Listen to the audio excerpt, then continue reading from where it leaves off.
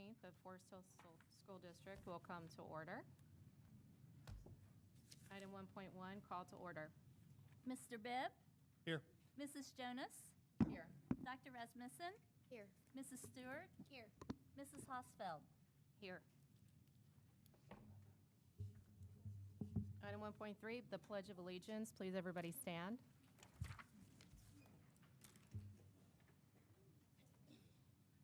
I pledge allegiance to the flag of the United States of America and to the republic for which it stands, one nation, under God, indivisible, with liberty and justice for all.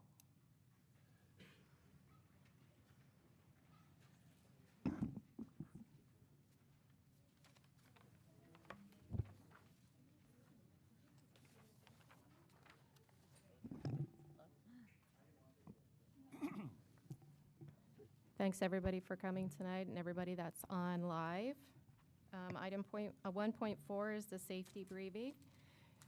This is where I show you where the exits are. So the one exit that most of everybody came in, there's an exit to the rear, and there's an exit behind us.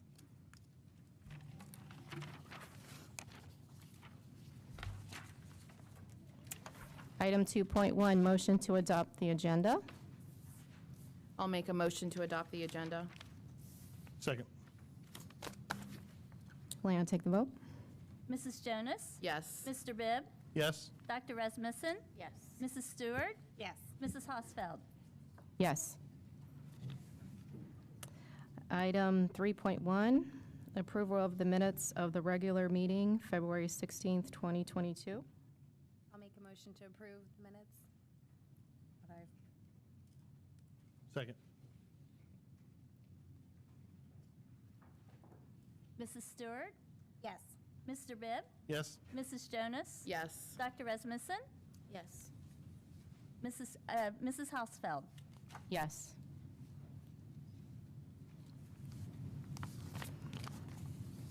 I'd like to note that that was a motion to approve items 3.1 through 3.4 as presented.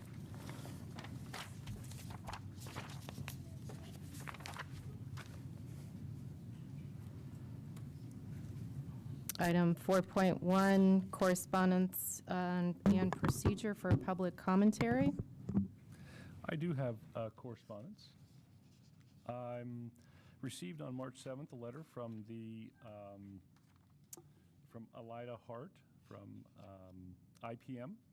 She writes to thank us so much for inviting IPM to be part of the NAGLE New Conference. New Conference is where students are assisting with conferences regarding their performance in school. And we were so impressed by your kind, caring, and hardworking students. The students were great listeners and asked thoughtful questions about food insecurity. They were also community-minded, expressing an interest in volunteering to help serve their neighbors. The letter goes on with other additional items of thanks, and it also ends with, "We are so grateful for your generosity toward IPM and those in need, allowing us to work to build a thriving, food-secure community." So that's from Alida Hart, the president and CEO, and we want to congratulate the students for all of their work and the staff who helped coordinate that, and certainly for IPM for being a great partner with our school system to help our community. So that is correspondence from IPM. Thanks, Scott. Interparish Ministries is such a great part of this community, so we're very proud to be able to support them. Item 4.2, procedures for public commentary. The board is committed to conducting its meetings in a productive and efficient manner to assure that meeting is completed in a reasonable amount of time while also recognizing the importance of fair and adequate opportunity for the public. In order to conduct an orderly and fair representation of expression, the board will provide a period of public participation per policy P0169.1. It will be at every board meeting. Each speaker will have 3 minutes. If there's more than 10 speakers, individuals' times will be adjusted down to fit within 30 minutes. The board does not discriminate based on individual content of the speech or viewpoint of the speaker. If several people wish to speak on the same topic, the time limit may be adjusted at the president's discretion.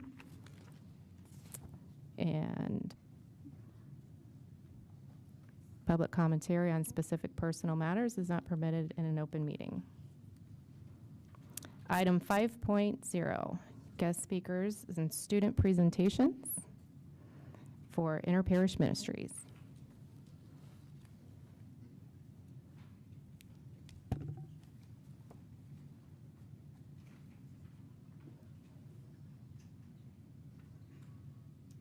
Well, good evening, and it's quite ironic that we just got that lovely letter from Interparish Ministry because we're actually here tonight to give them some major kudos, and I want to introduce Elida Hart, who is the President and CEO of Interparish Ministry. Good evening. Thank you, Donna and Doug. It's a delight to be here, and I really appreciate this opportunity. And thank you. It really was interesting that you had the letter at the right time, and here we are tonight. As some of you may or may not know, IPM Food Pantry has been serving the community for almost 60 years now. And we've been working very, very closely with the Forest Hills School District. We love the connection we have with our students, your students, and it's amazing with the power packs they provide us every year.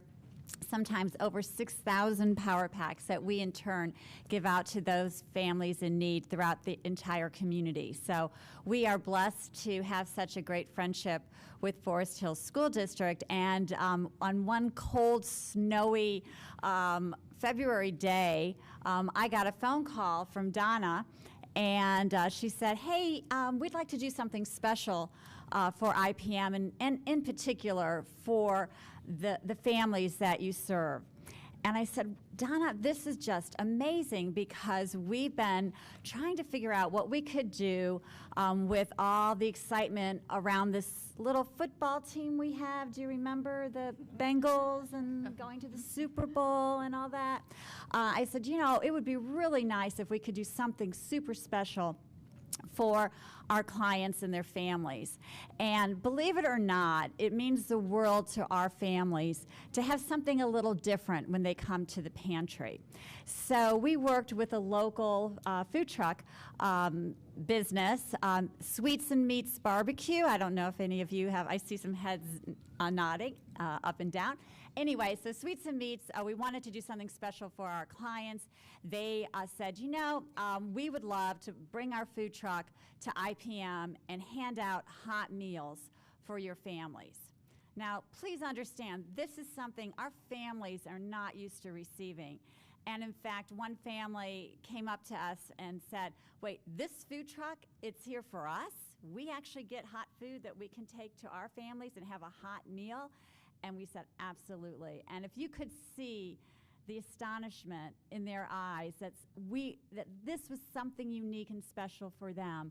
We may take going to a food truck for granted or running out after a long day at work and getting McDonald's and bringing it home. To us, that may be something that is typical, but to a lot of our families, this is really a luxury for them. It was just a unique treat.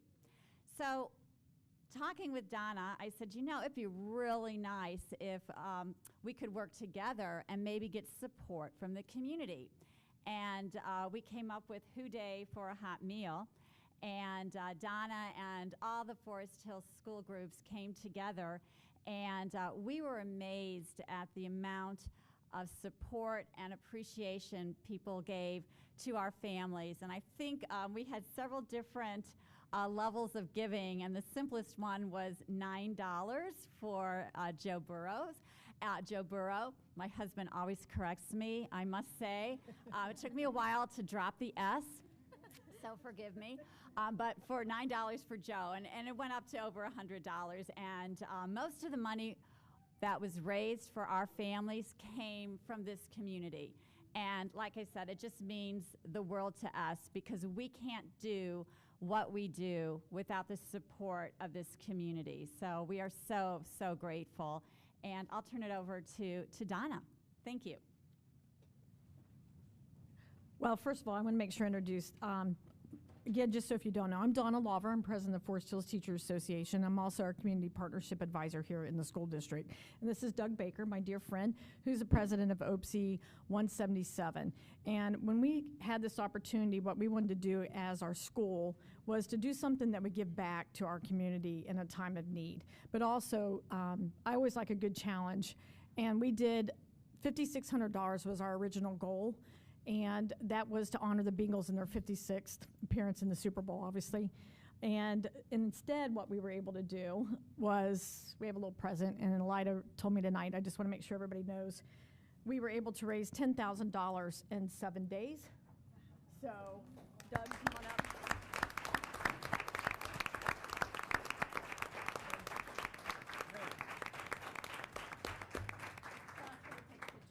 Josh, you might have to help him with this.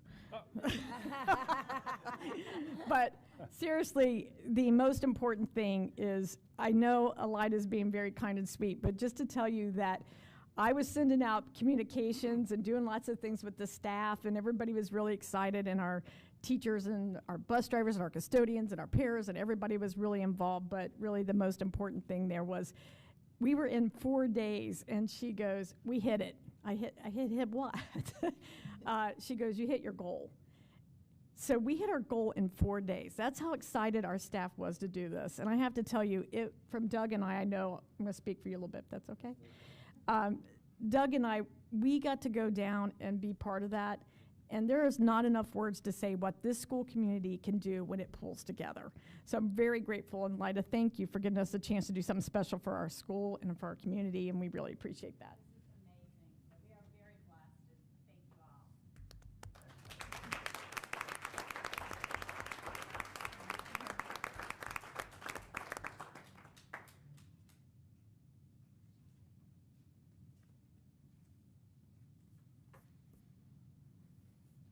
This isn't going to be easy to cash. It's a little bit.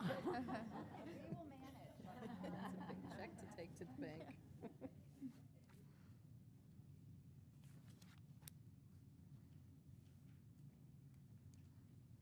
Thank you, Donna, and Interparish Ministries. Item 6.0, commendations and recognitions. That's Kyle Fender.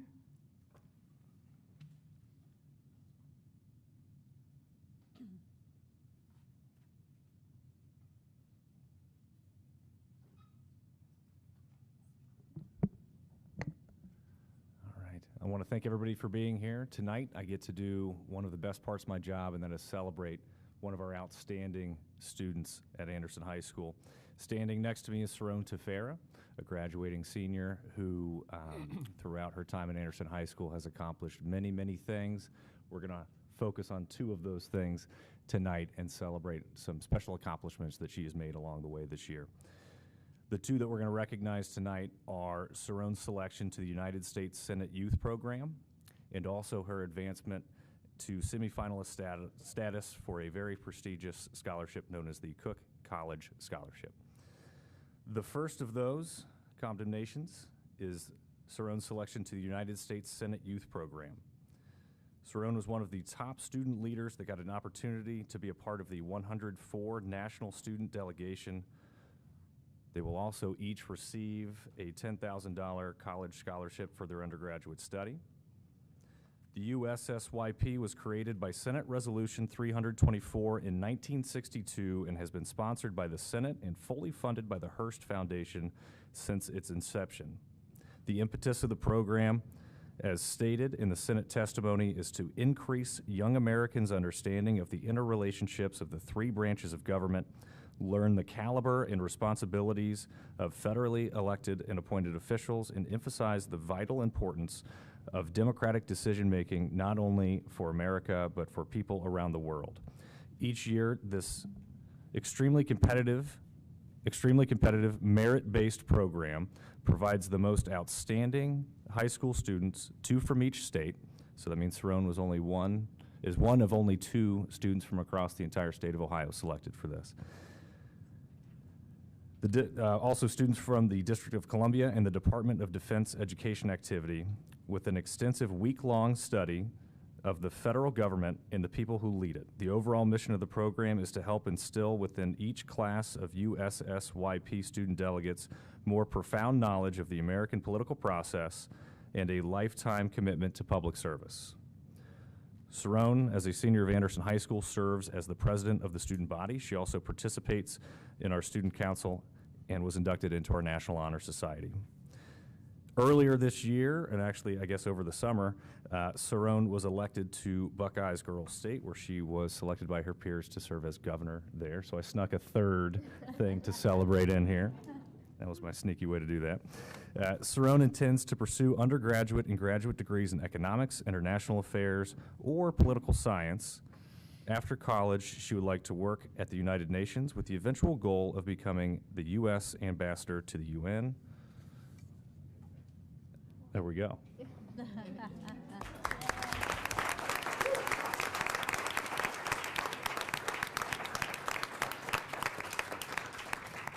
But we're just getting started. As I mentioned, there's two main things we're here to celebrate for Cerrone.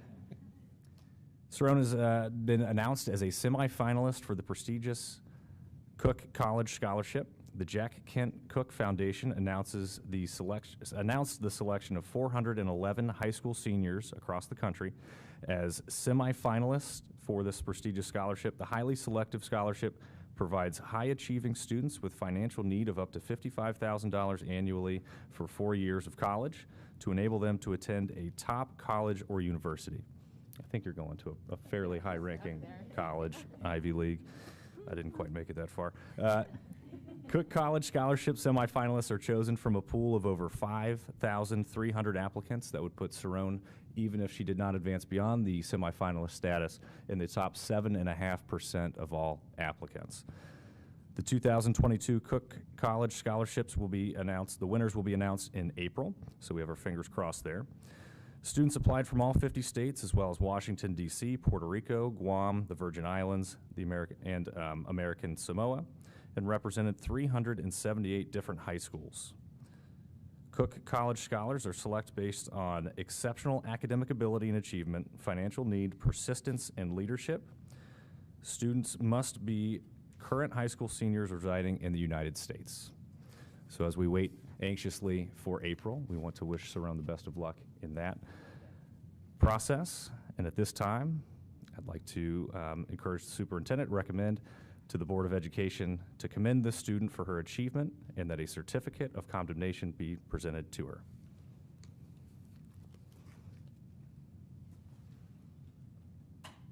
I wholeheartedly agree with that commendation.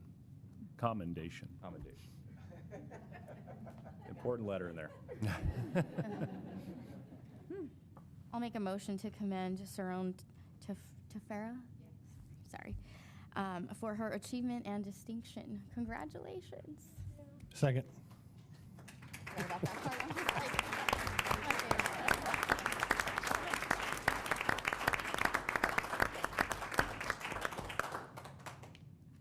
Dr. Rasmussen? yes. Mr. Bibb? Yes. Mrs. Jonas? Yes. Mrs. Stewart? Yes. Mrs. Hosfeld? Yes.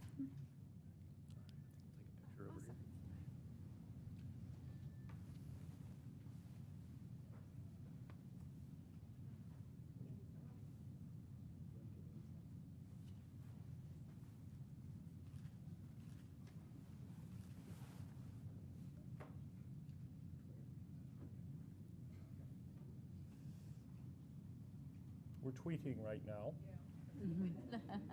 Congratulations.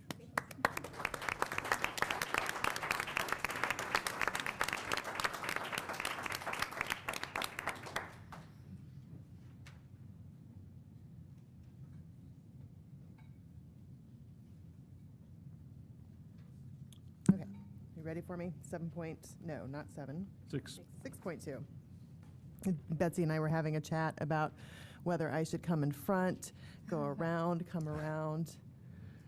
Anyway, I knew I was going to trip if I came this way. So we have a lot to celebrate in this district, and I appreciate the time just because everything that we do is about our students, and the way that they are able to present and to show up every day is amazing, and it is worth the time for us to sit down and really give them some respect. So as part of our strategic vision, we have prioritized the development of what we call an epic culture. In an epic culture, we empower others through personalized learning, pathways and strategies to encourage creativity and innovation through collaboration. Our hope is to support the portrait of a learner and the next generation skills for today's learners. These include things like critical thinking, creativity, problem solving, collaboration. Innovation allows us to do just that. Innovation allows us to create a culture that empowers our students to achieve personal success, and it allows us as adults to provide those authentic learning opportunities that engage and empower each student to achieve that success. So as part of their strategic planning, each of our schools designed, and this past month, Nagel and Turpin implemented learning experiences that extend thinking, encourage creativity, and enhance problem solvings. And so because it is part of their annual goals, I wanted to make sure that we had an opportunity to thank them and show off their great work. So first, I want to have Anita, if you'd like to come up. She came with some guests.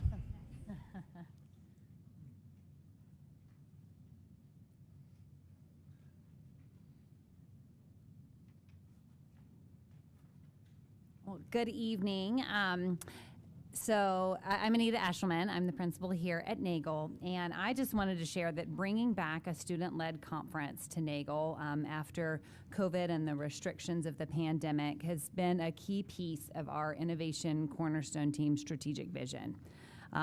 While as principal, I helped to craft that vision and the plans for the day, it was really the work of our Innovation Cornerstone Team that brought this whole idea and this vision to light.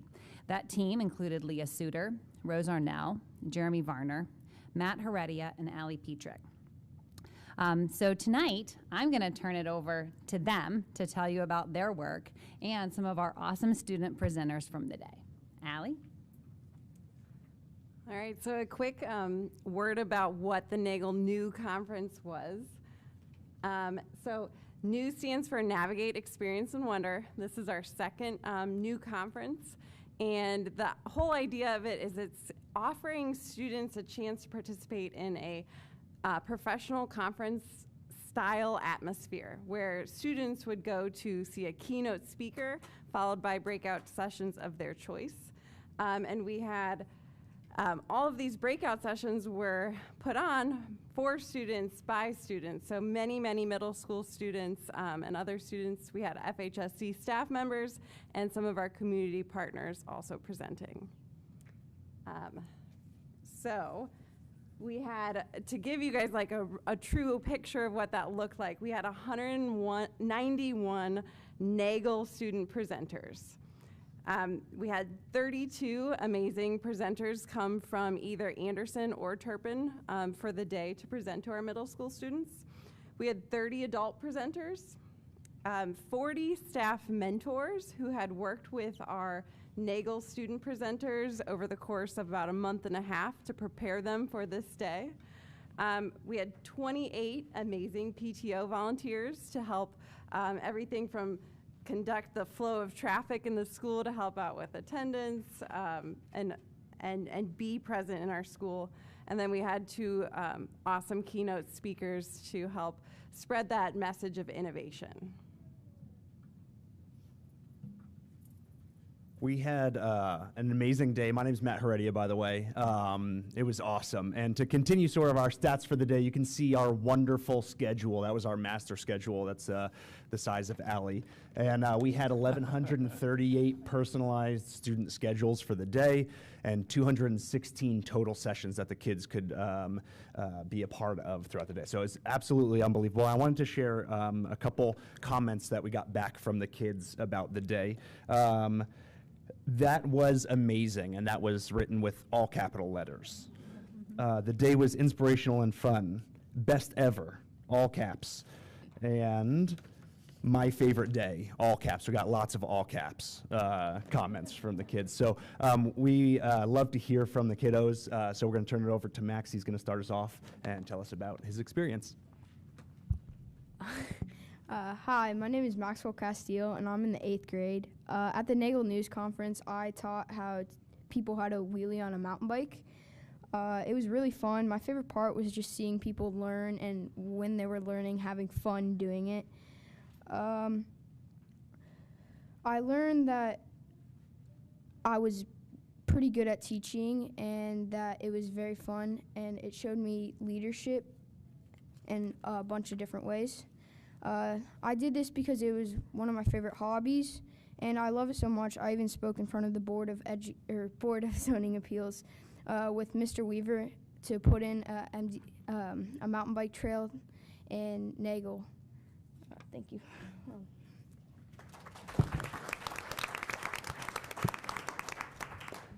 My name is Jaya Eshelman. I'm in 8th grade, and I taught a creative writing workshop at the Nagel New Conference.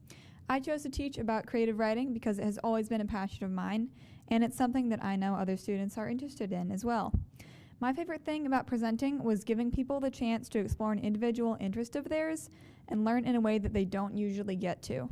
Seeing their engagement in what I was teaching was very fulfilling, and I also learned that presenting is one of my strengths, which is super cool and definitely a skill that I'll use in the future. I'm even using it right now. I enjoyed the Bottle Caps to Benches service opportunity with 9 United for one of my sessions as well.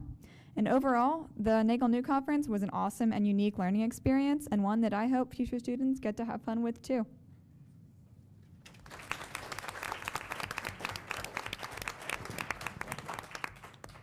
My name is Anu Angelos, and I'm a 7th grader, and I taught a session about making beaded wristbands. My favorite part about this was sharing with people my love for bracelet making. I learned that the people who joined my class were the ones that made the class fun. I chose this topic because it's a craft that brings people together. My favorite part of the day was the keynote speakers. They were really inspiring. Thank you.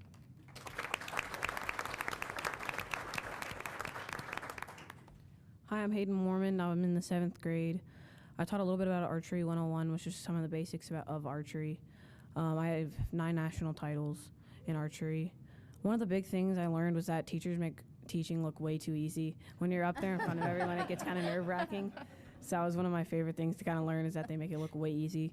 I really loved just teaching in front of everyone though, because it was fun and I kind of felt in my zone teaching my passion and helping everybody else maybe get into it. Overall, the whole day though was lots of fun, and I loved all the cool projects and speaking in front of everyone and looking at everybody else's passions and work.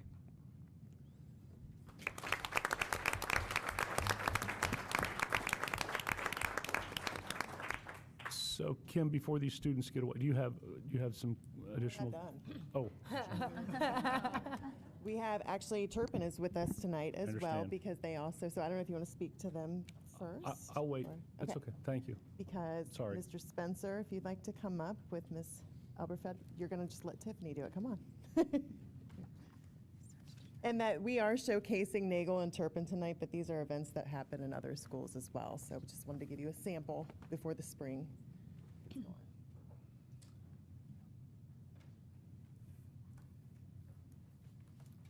Hi, thanks for having us tonight. I'm Tiffany Elberfeld. I'm our innovation specialist at Turpin High School.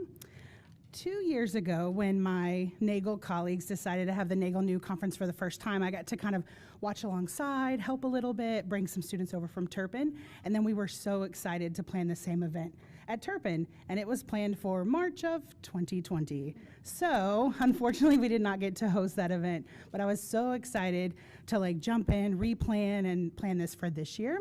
So we've been really excited to launch that event. Similar to the Nagel New Conference, our Spartan Summit, as we call it, is a student-led conference offering many opportunities for students, mostly to lead, explore, connect, and grow. So they're hopefully connecting with each other, meeting people that maybe they don't get to meet in their classes all the time, working with staff members in different ways and seeing things from them as well. And so eventually we all learn something new and have some fun with our colleagues and peers that day. Some similar stats that we have, and that is we had 95 student presenters. We absolutely could not have this event without those. I could plan events all day long, but without 95, kids really stepping up and making a difference, we cannot hold the event. So I'm so grateful to them. We also had 21 staff members who led sessions in different capacities as well. We reached out to some local post-secondary reps, and so they were able to come in and do some university and college sessions, military sessions, and just have those conversations with students. In the end, we ended up with 88 unique sessions, and then as those are offered, a few different times throughout the day, we ended up with 240 different sessions offered throughout the day. And then 20 of our students were really excited to move forward and go join our Nagel New team so that they could present for middle schoolers and kind of use their session again, carry that forward and give back to their middle school friends. Our master schedule was, we literally just took our whole normal 7-bell day and just revamped the entire day. And we built in some time too for teachers to be able to go explore some sessions, because sometimes as a staff member, you're there, you're providing some supervision, and you're just kind of in your room, and we wanted them to get out and go get to watch students and go try different things as well. So we revamped our whole schedule and built that in so that would give that time for them, and then also so our students could go to all kinds of sessions and have those opportunities for the day. Our slides will be back up in a moment. Okay, almost. Adam Samuels is logging in.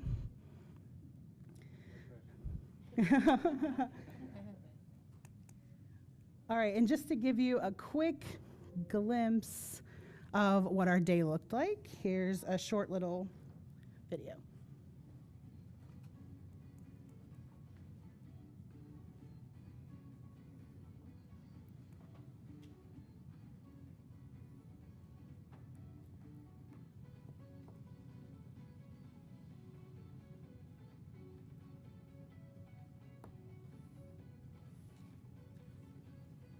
Surgery skills with bananas.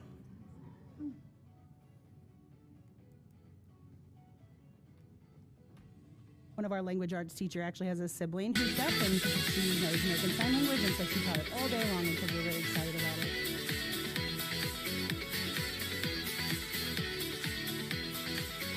So all kinds of sessions, all kinds of passions highlighted, all kinds of different interests.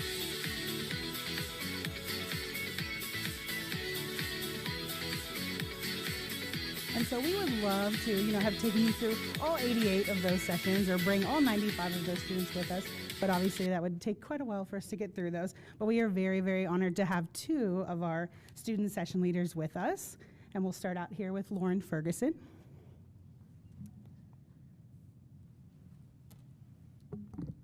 Testing? Okay, great.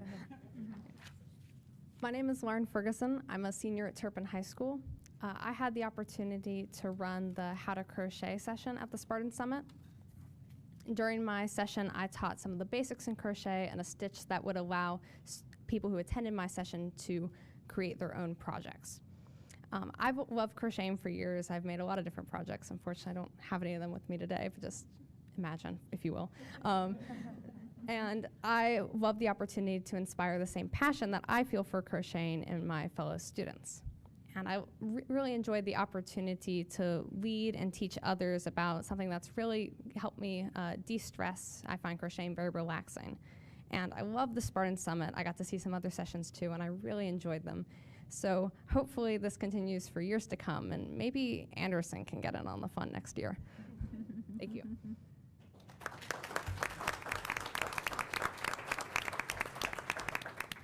Thank you, Lauren. She did a great job. She led 4 sessions of How to Crochet, and they were very popular. So she was trying to keep up with everyone and do those hands-on activities. Next, we have Keith Allred. Okay. I'm Keith. I led the Intro to Improv class. And basically what it was is when you're acting, but you don't have a script. So from that picture you see, that's a game that we played called Bus Stop. And what happens in the game is you get on the bus as different characters and you adapt to new characters as they come on. And that just taught them how to change and adapt to a new situation and while they're acting.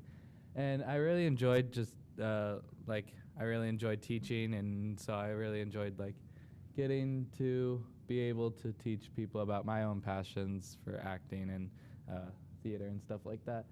And I think that's it, yeah.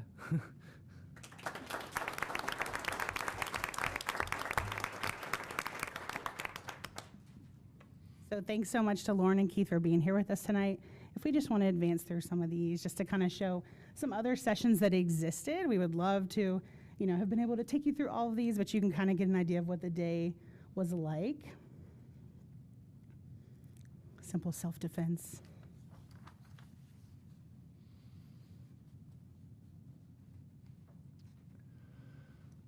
And again, it's so hard to list them all, but there's just a quick snapshot of a lot of other awesome sessions that were led by students and staff throughout the day. I just want to give a quick thank you to my NAGLE colleagues, because had I not, experienced this with them 2 years ago and then seen the possibilities, and we do this in our other buildings too, as Kim mentioned, I've been able to see those opportunities and then, start to move that up and plan those for the high school level. So that's really exciting. And then finally, I was really transparent with my students, our presenters, with my colleagues during this process, because it's definitely taking a risk, right? There's a point in planning this where you're like, oh my goodness, this is a lot. But I think if we don't take these risks as adults and have these opportunities in our schools, how do we give our students the opportunities, right? So hopefully with events like this, we're starting to give students more and more and more of opportunities to eventually portray this portrait of a learner and to gain and embody these skills. Thank you.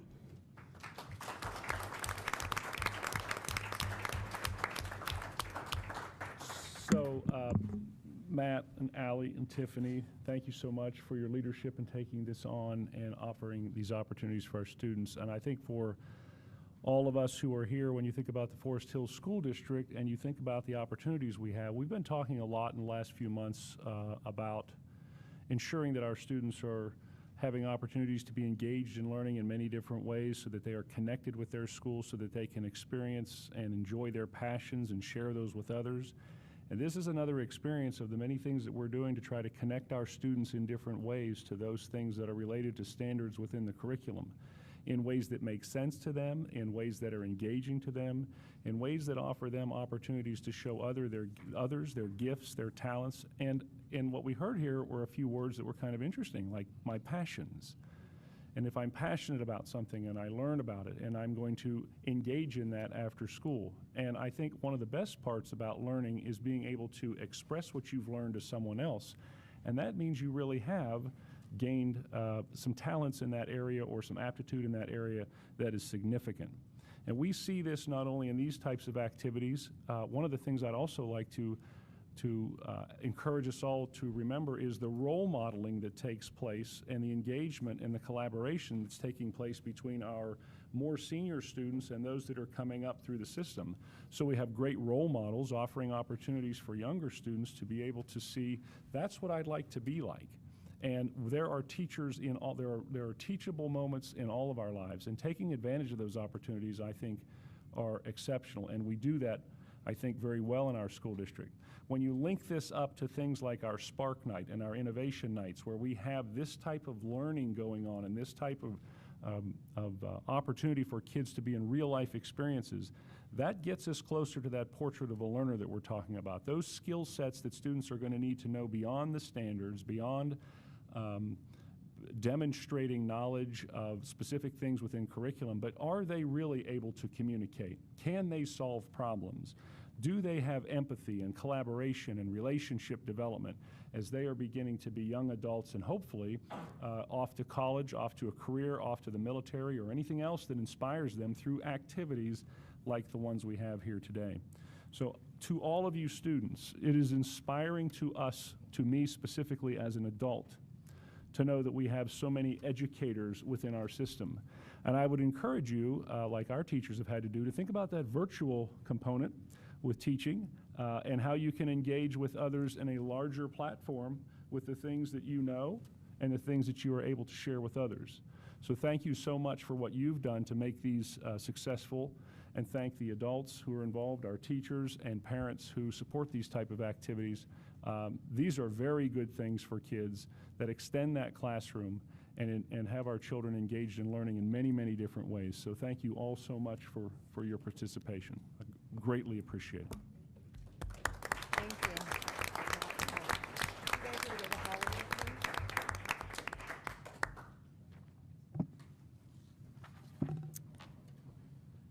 Moving on to item 7.0, district updates from the superintendent. Thank you. Mrs. Hausfeld and I meet every Thursday. We plan on behalf of the Board of Education every Thursday. We talk about the week that has passed and activities that we're involved in, and this is something that the board president and the superintendent have been doing in this district for many years. And so our conversations have been quite encouraging, and they've been very helpful to me and in planning that we're doing. And so there's two things that we talked about the last time we were together that Mrs. Hausfeld and I agreed that would be important to share with everyone. The first has to do with upcoming wellness-related meetings and activities, and we've tried to expand our footprint, if you will, in this area by offering more educational opportunities and more engaging opportunities for parents. And so on March 21st, for those of you who are taking notes, at 6:30 p.m., we will be offering a virtual presentation. It is the Forest Hills School District Mental Health Partners Share Insights Evening, and we will have parent presenters from our school district. They will be Dr. Jennifer Wright-Berryman, whose name you have probably heard, an associate professor at the University of Cincinnati's College of Allied Health Sciences and an expert in suicidology. We'll talk about the importance of community connection and the relationship of the community to suicide prevention. We will also have then Chrissy Myers, educational liaison from Child Focus, who has been working with the district for many years. Child Focus has been doing that. And they will share information about signs of anxiety and depression among the youth within our schools. They will also, Forest Hills is proud to partner with Child Focus to offer mental health services and other supports for our students as we move through our tiered interventions, as we're working with students on all sorts of things related to not only academics, but to their health and their wellness. So those are two big things that is one big event that's coming up, and that's going to be on March 21st. We're really excited about that. It's been a lot of work to review those presentations and work with those organizations to ensure that what we're sharing is linked to the district's strategic vision and the components of the strategic vision. And I want to thank Kelly Brazo for her work, and also Betsy Ryan, who's been helping Kelly along the way to ensure that the relationships and the transitions of responsibilities are moving in a positive direction. So that's very good. The other thing is optimizing mental success in sports for coaches. And this was an association with Mike Glenn and the group that he works with. So we will have Lauren Ammon and Mike Glenn. That will be on Thursday, March 31st. That will be at 6:30 p.m. at Nagel Middle School right here. But that is a coaches clinic. And that is talking about the psychology of sport, if you will, and the anxiety and tension in sport and how that impacts students. And so if you have a student who, a couple of situations, a 7th grade student who has never before had to go through a situation where maybe they would be cut from the sport. What types of things should we be saying to students? How should we be encouraging them? How should we help them through those moments of high anxiety? Could be a student who's in the high school level, who has a big game coming up, or she has some sort of an activity related to either sport or maybe even a performance. But she also has a couple of exams that week, and she's got a few other things on her mind, and the prom is coming up, and all that is working on kids. And so how are we helping them work through that? So these are individuals that will be working with our coaches to try to help them with encouraging kids through those difficult moments in their roles as athletes. And we believe it's good to expand out to coaches because they have, that is an extension of the classroom. And so many times the coach spends just as much time with students as parents and oftentimes as their teachers do. So we want to make sure that we are building capacity among those who are working with our kids beyond the school day to ensure that we are meeting the students' needs. That also would come with some continued QPR training that we have for students. The other thing that Mrs. Hausfeld and I talked about was the March 9th work session of the board. And I have said on numerous occasions since the transition into the 5 people in their new role as one board, we've had a lot of good transitional meetings, a lot of good information shared back and forth. We continue to work on plans. We continue to take a look at our facilities, take a look at our curriculum, take a look at everything that's happening within our school district to try to begin to make small, or I should say short-term, long-term sorts of priorities. So a few things that we've been talking about or that we talked about at our work session that we wanted to share that were priorities of the board and things we're going to continue to work on are mental health and wellness for our students and for our staff, and how we build relationships and how we build educational opportunities for everyone within our school system, all of our stakeholders, and how we can partner with others who can provide those same types of services for our students. We talk about, and every board talks about, the cost avoidance. What, did you hear the words? Cost avoidance. That doesn't necessarily mean cuts. That means cost avoidance. Ways that you can be efficient, ways that we can review things that we're doing, materials that we're purchasing, offerings that we have, and how can we be efficient with that? And so the board has been talking about those things. We've talked a lot about the reorganization of our website and making sure that it has links that are easily accessible for parents to be able to find information, to continue to drive with all of our media, or I should say with all of our communication, everyone to the website for that one-stop shop to be able to navigate through that and be able to receive the resources and the materials and the information that people need to be that need to have that in their lives as they're working with their students and with the school system. So the website is being reorganized, and I'll meet again with Josh Bazan, who is our new communication coordinator.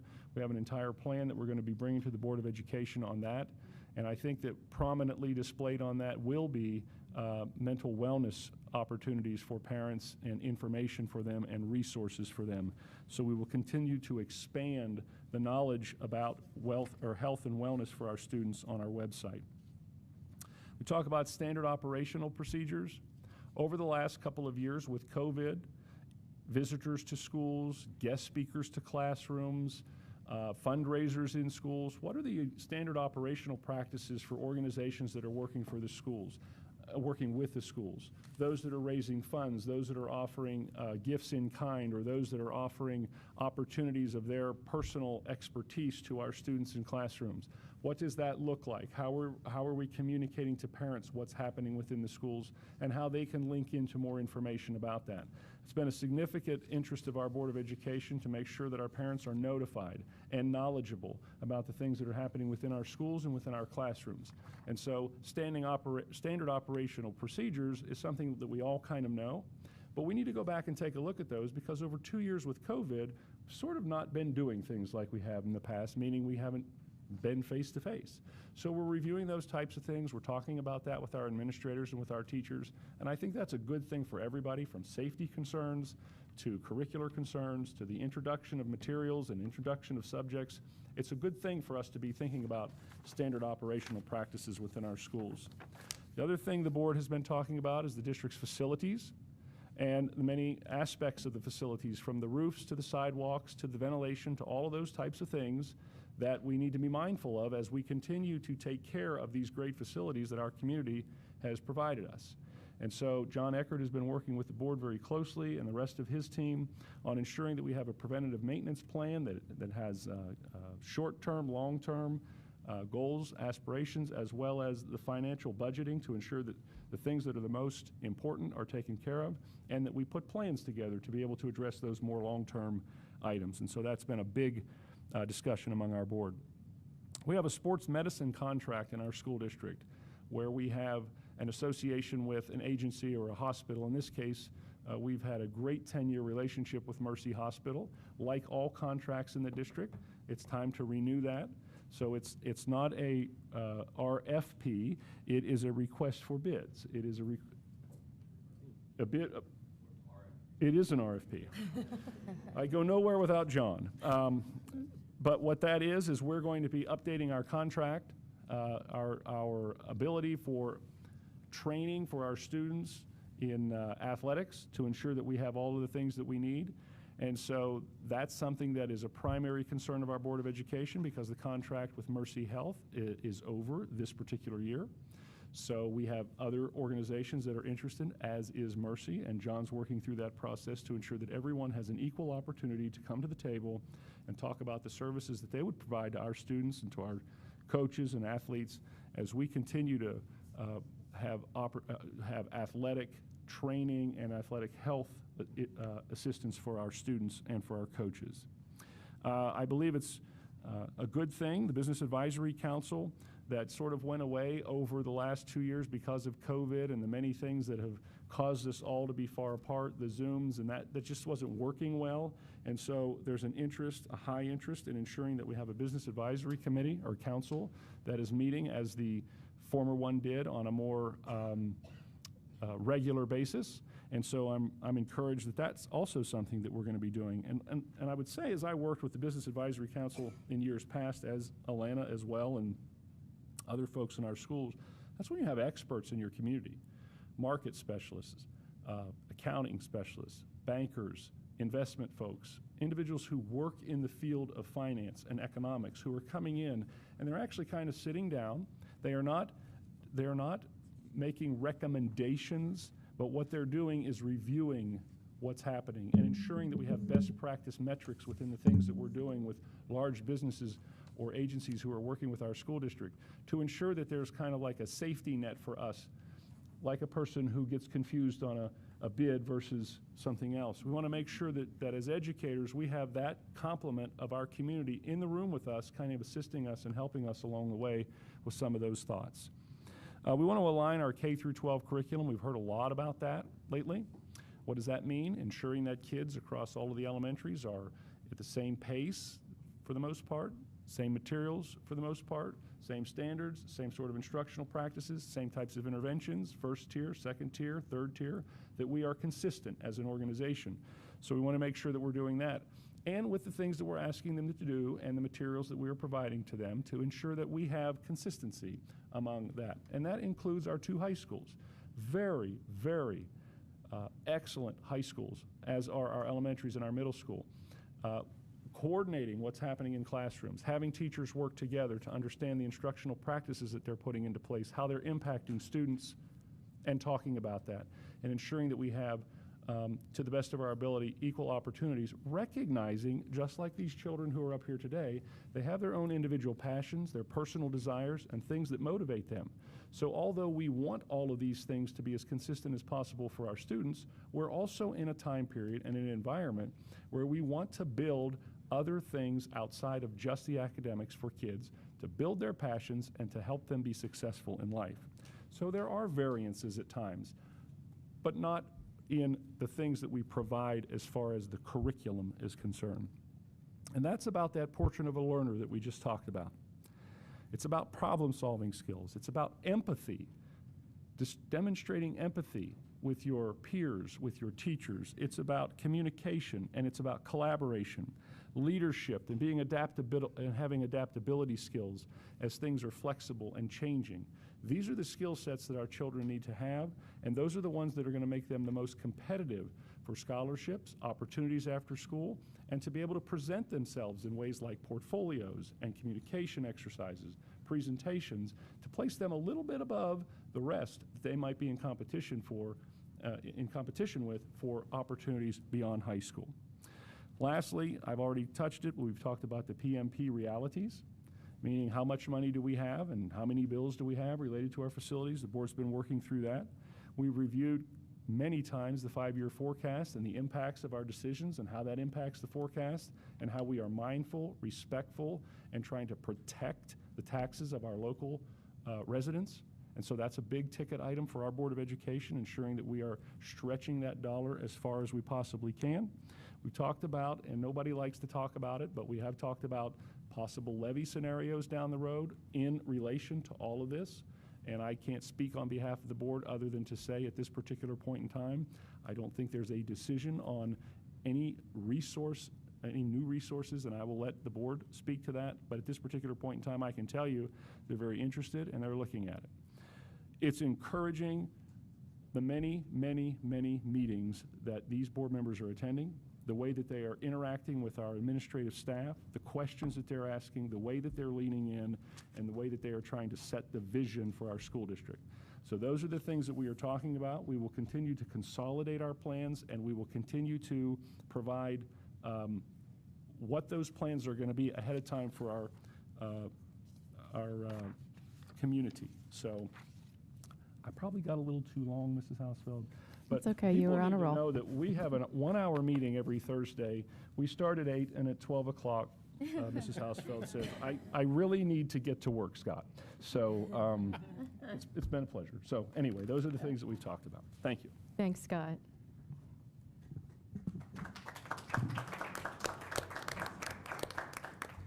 Can I ask a question real quick? And I don't know if this is possible. It's for you.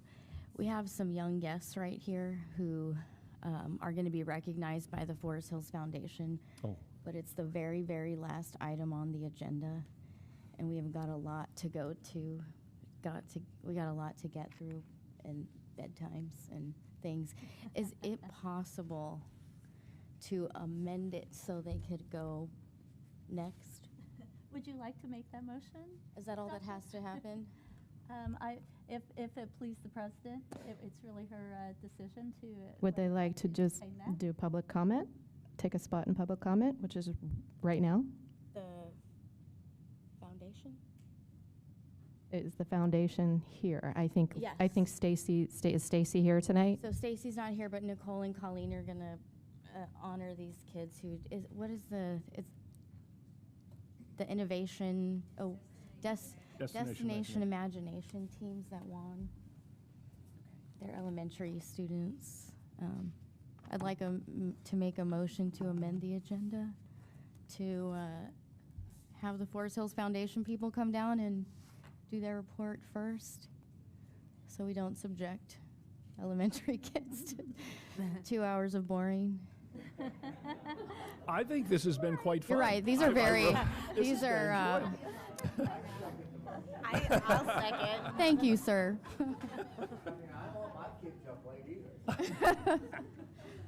It's almost my bedtime. I second, Okay, but then we're we good. need a second. I didn't know if you did or Yeah, we not. need a second. I did. Katie did. 3 times. If you didn't, I would. Thank you again. I'm sorry, Thank who you did again. you second? Katie. Katie did. did. Oh, I'm sorry, I didn't hear. Okay. Thank y'all Dr. very much. Rasmussen? Yes. Mrs. Stewart? Yes. Mr. Bibb? Yes. Mrs. Jonas? Yes. Mrs. Hosfeld? Yes. Thank you so much. I really appreciate that. I was worried as well about the kiddos being here late. Hi, Stacy cannot be here tonight. She's actually out of town celebrating her mother's birthday. So I'm here in her place. For those of you who don't know me, I know a few of you. My name's Nicole Whiting. I'm the communications coordinator for the Forest Hills Foundation. I work closely with Stacy, and I'm also a parent in the district and also an alum. So thank you. Real quick, Stacy wanted me to hand out, I don't know how many of you guys on the board have seen this. I just wanted to give you a quick overview of the Forest Hills Foundation, and then I'm going to turn it over to Colleen to talk about Destination Imagination. I think there's a slide up here. For those of you who may not know, the foundation was founded 14 years ago. In those 14 years, they have raised over $2 million that's gone directly back to the kids. The mission of the foundation is to cultivate resources and create opportunities to prepare all students of the Forest Hills School District to be successful. If you guys look at the awareness piece, this was passed out at all of the back to school events in the fall, and it's always on the website and accessible. The 3 areas where the money goes, you can see the 3 major areas: student health and wellness, access and innovation, and experiential programs. And experiential programs leads us into one of the big STEM programs that the foundation supports, which is Destination Imagination. And I'm going to turn it over to Colleen Berliner, who's been instrumental in organizing all of the DI teams. So, Colleen? Hello, everyone. I am Colleen Berliner, and I've been the district coordinator for Destination Imagination since around 2014 when we kicked it off here. We've had hundreds of students participate in the program, and I think our very first group of kids now are everywhere from the Fashion Institute of Technology in New York to the Air Force Academy. So hopefully they got those foundations through DI and they've carried it their whole lives. This year we had 60 students participate in 11 teams across 4 or 5 buildings. We had the most at Air. They had 6 teams. They had 2 teams qualify for state. 1 team is going, 1 team cannot quite get it coordinated with other activities.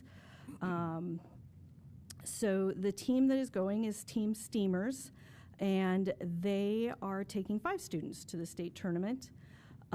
We also had 2 Mercer teams qualify. We've got 1 team here, Shining Stars, and they are going to the state tournament at the elementary level. The other team could not be here tonight, and they are the No Brainers, and they are going on the middle school level.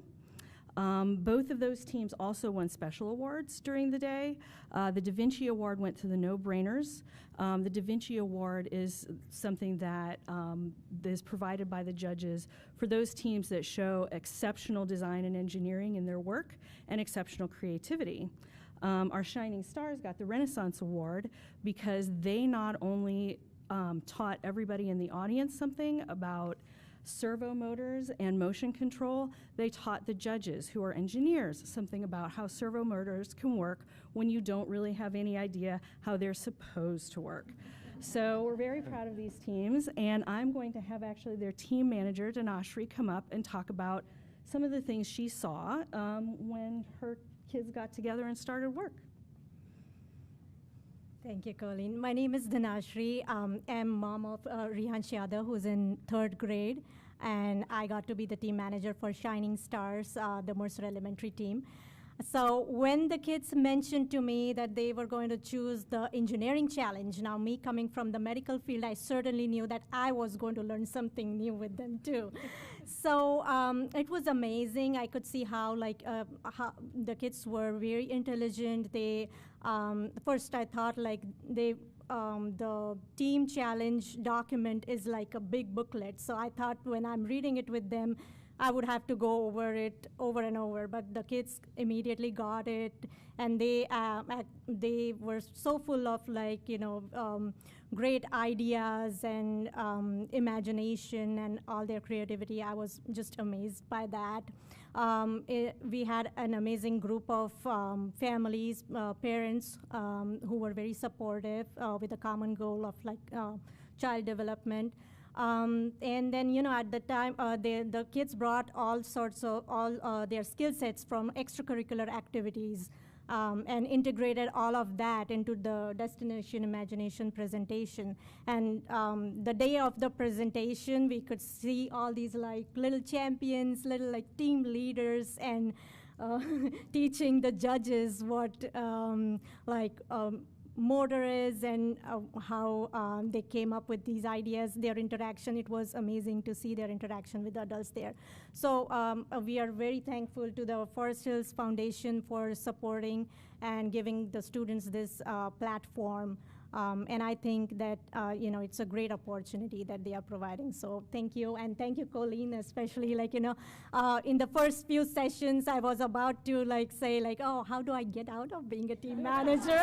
And then she was like, oh, well, hang in there. And so I'm glad I stuck to it, and it was an amazing experience. Thank you all.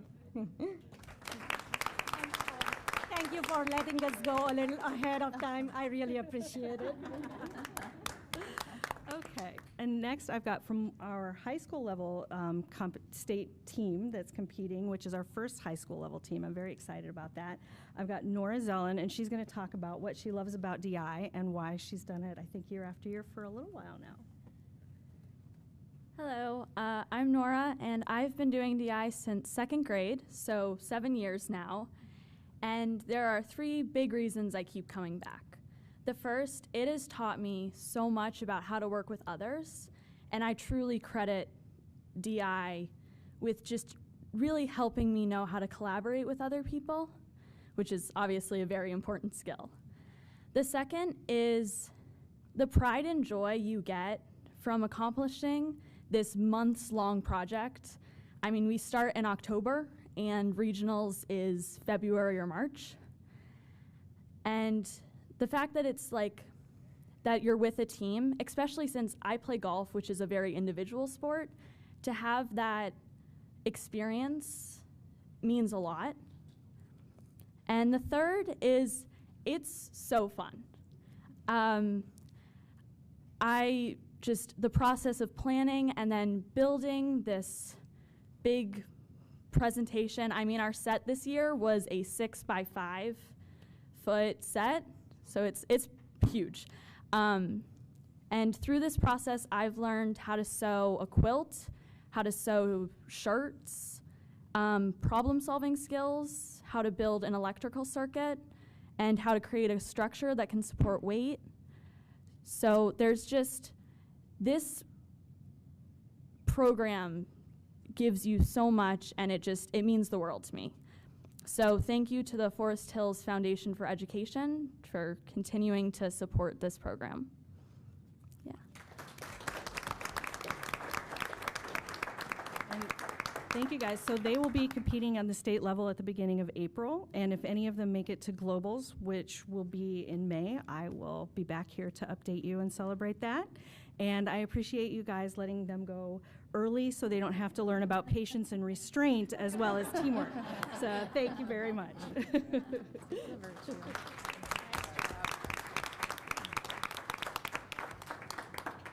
Thanks, Colleen. If you guys don't mind, we're going to wrap up. I want to introduce, we have our Forest Hills 5K team here. We'll be quick. I'm going to have Megan come up first. She's going to talk about sponsorships, correct? Yeah. Hi, I'm Megan Wolf. I am a parent of 2 kids at AIR, and I am new to the Forest Hills 5K committee. I am working with the many different sponsors to create a post-race party and festival. So we have the 5K, and then we have a celebration of Anderson and Forest Hills. So we have over 61 business partners already, and it's growing. Like, I literally got 2 emails sitting here from others. So if you guys have any connections, you know anybody, that QR code up there will send you right to the link that you need, because we will have, we would love to have as many as possible. We have over $74,000 in commitments from business partners already, and we still have 2 months to raise those funds. So our goal is $100,000, but I think we're gonna maybe get more than that, hopefully. And then we already have 54 confirmed booths at the after party. So that's school organizations, mental wellness groups, that's businesses.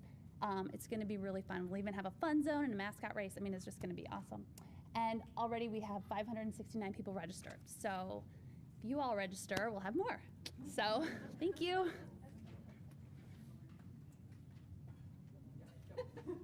So I'm Lauren Tischler. I am the ambassador chair for the race. This is also my first year helping with the race. And as the snow fell down this last weekend, all I could think about was how healing it was to think about May and warm weather and getting to come together. So it's been super fun to watch the registration roll in. If you haven't registered, please do. It's going to be a blast. We're just really excited to get to celebrate and have fun with y'all. So, yeah.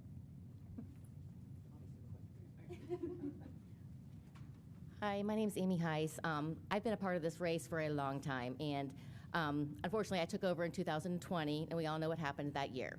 We went virtual for 2 years, and the race is just not as much fun when you're running by yourself, really. If you guys haven't been to the race, it is just such an amazing part of our community. It's like the one time in our community where all of our schools come together as one, for one mission, for one purpose, just to have fun, to be healthy, and to support our foundation. All the funds this year are going back to our mental health resources for our kids, so it ties back to what the board wants to do also, and I just think it's such a great event. So please, if you haven't registered, please register soon. Has anyone registered for the race already? You get a prize.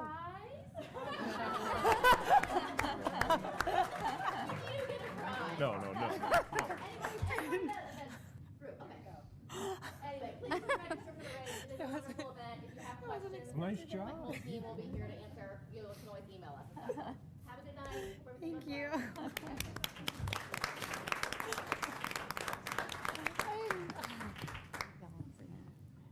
Thank you, guys. Next up is public commentary.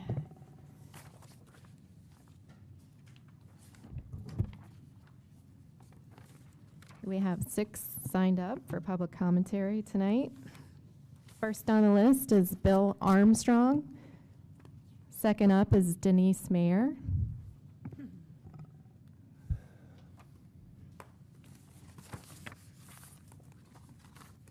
Hard to believe it's actually at the right height for me. So, good evening, board. I just wanted to kind of come up and give out a little bit of information to all the parents, administrators, everybody out there. I went and saw a documentary this past Monday. It was called Whose Children Are They? It was very well done.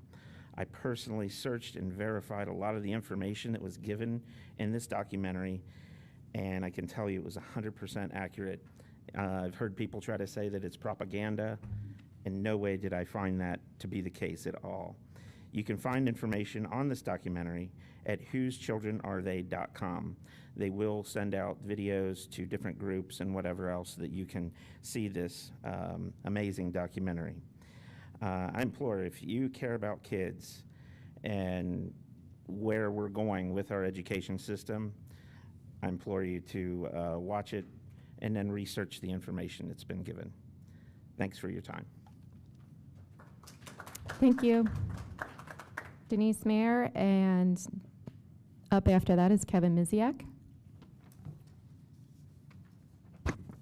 This is about right for me too, which is unusual. Good evening, school board members, Mr. Prebbles, and guest. My name is Denise Mayer, and I am the founder and the director of Step Up Anderson Township. Step Up is a 501c3 coalition for a healthy, safe, and drug-free community. Illegal drugs, including marijuana and fentanyl, and e-cigarettes for persons under 21, and the dangers our children are exposed to, brought this coalition into being. The crossover between drug misuse and mental health issues have an 83% crossover. We as a community have suffered, but our children have suffered more, dealing with mental health and drug misuse. Therefore, Step Up is attempting to help our youth and will host a youth summit on building resilience and connection with 7 area churches and youth ministers for grades 7 through 12. This summit will be held from 2 to 4 on Sunday, April the 3rd at the Anderson Hills United Methodist Church. Rachel Menzel of Parkside Church will provide a ministry service with teen relatable music, and Aaron Horn from 1 in 5, the premier suicide prevention organization, will be presenting Sources of Strength, an interactive program to teach teens ways they can handle life's pressures. Sources of Strength is an upstream evidence-based suicide, bullying, violence, substance abuse prevention program.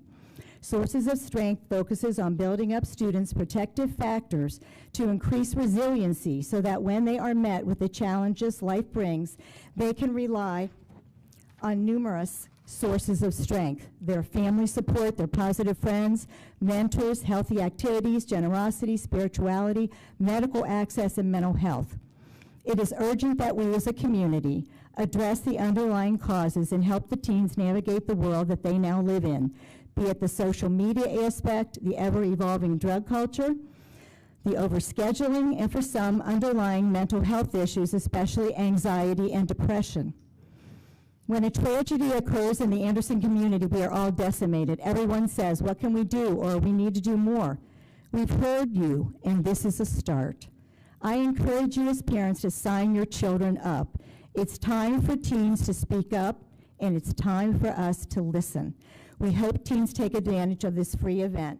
And the flyers will be back there on the table. Thank you. Thank you. Thank you, Denise. Kevin Miziak, and next up after that is Nikki Zellen. Mr. Mishak, if you're not close to the speaker, it won't do that. I don't think I'll need the mic. If you can't hear me, I will speak up. I tried. All right, my name is Kevin Mishak, and I am very happy to be part of this community. All right, very happy. I love the progress that the community has made. I'm a supporter of the community, and best decision I ever made 6 years ago when I moved here. So let there be no doubt about that. I love the direction the new board and the existing board member has taken, and I appreciate Scott, Kyle, for taking their time to meet with me on an issue that's very passionate to me, right? Like each of you, it's our kids, right? So I'm gonna read you the email I sent to the board last month, and I'm gonna edit it, all right, for Brett. We celebrate our children's academic achievements as we should. We know they will be our future leaders. There's no question about that. I'm proud of our district's support of our best and brightest. We've seen them all night. It's been wonderful. I've seen that on many meetings. I also congratulate each of you who are here on your own time, because in the past we've missed that participation at this board meeting. I encourage each of you to speak up on something you're passionate about and to reach out to your administrators, all right, to find out what the solutions are, and which is why I'm here today. Last fall, we heard a report by staff about the impact of 2 years of COVID on our students. I don't know, I doubt many of you were here for that. Our brightest, seen here today, fared very well, right? The vast majority, the other 60, 70% hung on. Unfortunately, there is a significant percentage that did not fare well.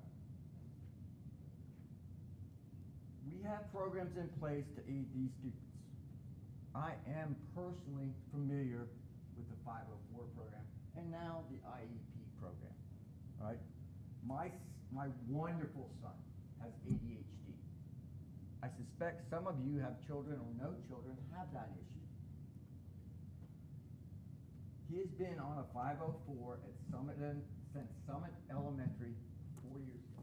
This is his 4th year on a 504. He was recently evaluated for an IED. IEP. IEP. Thank you. Mm-hmm. Right. Today he's in 9th grade at Anderson. It has been challenging. Many of you know that. We have discussed that personally, and I appreciate your time. I really did.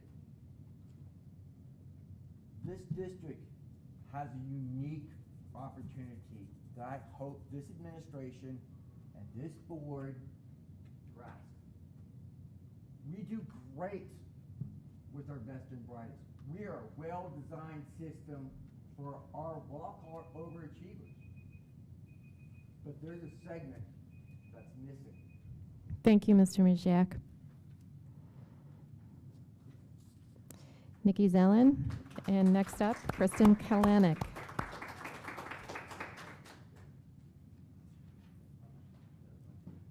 Well, it's a little intimidating to follow my daughter. Good job, hon. I was hoping everybody could just stop what you're doing. Try sitting up straight. Place your feet flat on the ground. We're going to S-T-O-P. S is for stop. T, take a deep breath. Just like that. Good job. O, observe any tenseness in your body. Notice any thoughts or emotions without judgment. P, proceed. S-T-O-P. You all just experienced a social and emotional learning lesson. It's one of the first ones the Character Effect from Beachacres Parenting Center shares with teachers. Every sector seems to have its own acronyms and phrases. For 20 years in consumer packaged goods, I was used to soft skills, emotional intelligence. In fact, my favorite Duke professor wrote an article for the Harvard Business Review advocating that decency is just as important as intelligence. Then I moved to Beachacres Parenting Center, and my heart goes out to you guys. I've had 5 years to get used to some of these phrases that Betsy and Kelly throw around so beautifully, and you've had about 5 seconds. So I thought I'd share what I learned. When you hear self-awareness and self-management, if a child cannot regulate their emotions, gets bogged down in frustration, they cannot learn. In a meta-analysis that included 270,000 student records, it was proven that schools with a formal social and emotional learning program do better academically, and we all care about academics. When you hear social awareness, if a child cannot be empathetic or show compassion, then bullying happens. And fighting is happening, and cyberbullying is happening, and we all care about bullying. And when you hear 5 SEL competencies, 3 I've mentioned, and the other 2 are relationship skills and responsible decision making, recognize that having all 5 of those SEL competencies is one protective factor against suicide, something we all care about. Social and emotional learning has been proven to be tied to academics, bullying, and even suicide, 3 things we all care about. It's our first line of defense in supporting the well-being of students, and it gives them the emotional intelligence to succeed after graduation. So let's all S-T-O-P, and we can move forward as a unified, positive force for all these kids we love so much. Thank you. Thank you. Kristen Kalanick, and then Kimberly Altoff. Hi, everybody. Can you hear me okay? Yes. Okay, so I was really glad to hear, Scott, your perspectives on where the board is headed. Actually, that's very reassuring considering what I'm about to talk about. I would say that where I'm coming from is a place of concern. And where I'm going to start is with a rumor that was sort of set aside but was recently confirmed. 3 of our board members ran a campaign recently for their position on the Forest Hills School Board around a mission geared totally towards transparency. This Sunday, however, following rumors of, as I mentioned, from my neighbors about secret meetings, a neighbor of mine observed behavior by board members that contradicted their stated campaign mission. A photograph was taken at the time the behavior was observed and is now posted to social media, documenting the home of 2 well-known Republicans in Eagles Watch, where cars belonging to several board members and those of Republican ward chairs Lisa Daly and Mike Neese were parked outside for several hours. Neighborhood eyewitnesses further report that earlier this year, Ms. Jonas and Ms. Hausfeld met at this same home and were observed with board-provided strategic material binders in tow. Under these circumstances, the community is left to draw their own conclusions and ask the questions, why were they meeting behind closed doors? What were they discussing?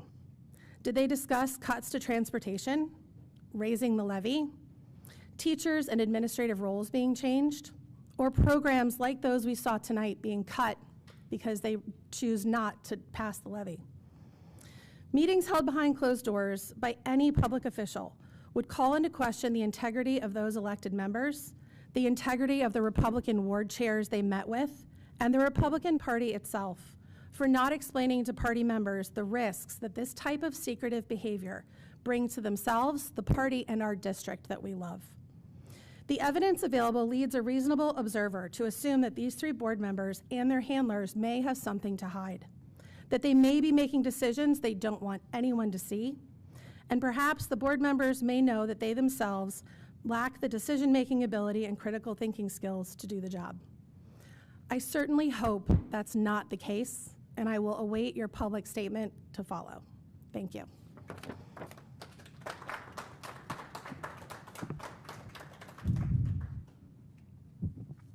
Thank you, Kristen Kalanick. Next up, Kimberly Olthoff.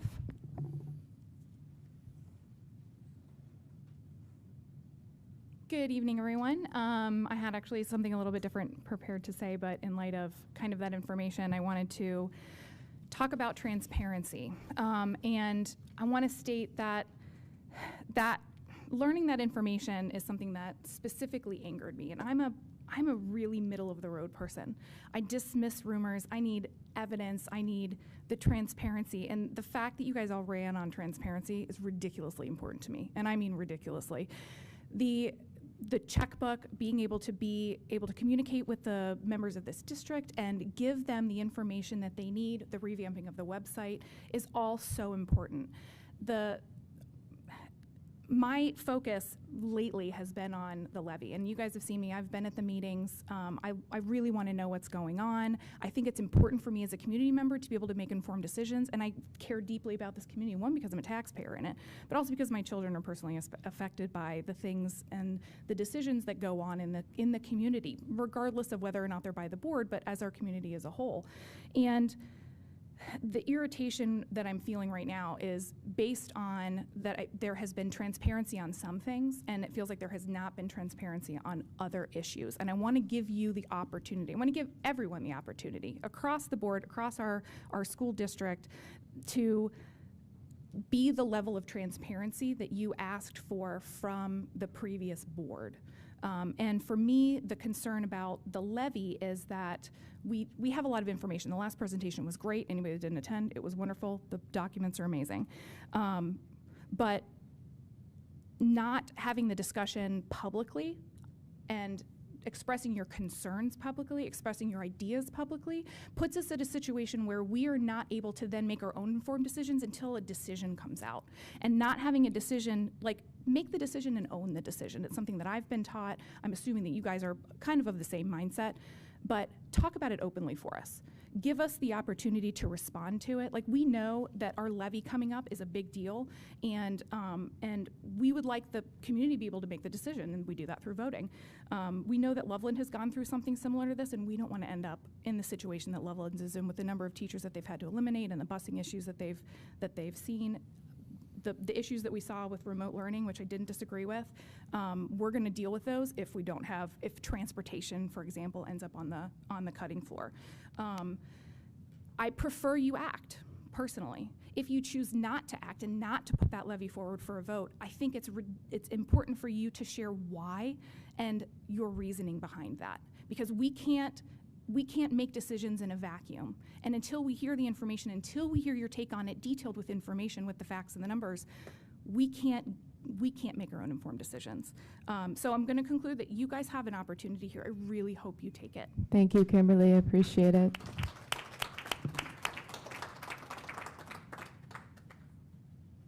Item 9.0, business operations.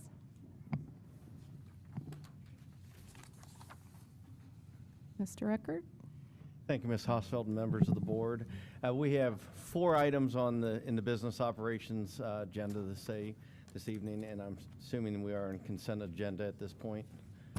So, item 9.1 was the bid opening on the district asphalt projects. On the 9th, we opened up the bids. Ms. Cropper opened up the bids. We found the lowest responsible bid to be from Westside Paving for a total of $444,470. And for the community listening in, that project will encompass a large portion of the Turpin Mercer campus and the Nagel Middle School track. Item 9.2 is a lease agreement with Anderson Township to place our antennas on their communication towers. The antennas are for our bus transportation radio systems that we need, and that lease agreement is actually a 20-year lease. We're coming off a 20-year lease. Item number 9.3 is our district insurance. Every year, just as with homeowners insurance and everything, you have to renew. So we've worked very closely with our insurance agent through Berry Insurance, and we've come up with the district insurance, all the insurance, property and casualty insurance, not health insurance. This will be a renewal to the district of $374,997.33 for the upcoming fiscal year. The final item on the business operations agenda is another insurance item, and this is a flood insurance that is on the Miami Valley Christian Academy building. And the reason why, if you see, we are working with Miami Valley Christian and doing insurance, we have auxiliary products that the state requires us to have in private facilities to serve students, and that is the insurance on those products. And it's in a floodplain, so we have to carry flood insurance. And the flood insurance for this upcoming fiscal year will be $2,936. So at this point, the superintendent and treasurer recommend that the board accept items 9.1 through 9.4 as part of the consent agenda. Are there any questions? I have a quick question. Yes, sir. On the alternates that are listed on there, like the last alternate was Nagel and it was crossed off. I didn't think they were doing Nagel. If you look at it, they're all like crossed off. I'll have to look at that documentation, but in the base bid, okay, the Nagel track is part of the base bid. You could have possibly seen an old document. Okay. Because at one point in time, Nagel was going to be an alternate, but then we felt it was more prudent to ensure we could get the track fixed and up to speed, so we made it part of the base bid. Mr. Bibb, was that in graphic form, or was that in text that you? It was in text. There was a list of, there was like 9 alternates, and it was the last alternate. And Okay. Nagel was crossed off, so I thought they were just doing the Turpin. They weren't touching Nagel. No, thank you. But yes, I will double check that document, but we are definitely, Nagel track is part of the base bid. Fair enough. And that's in the document this evening? Yes. Okay. Yes. Any other questions? Okay, thank you for your time.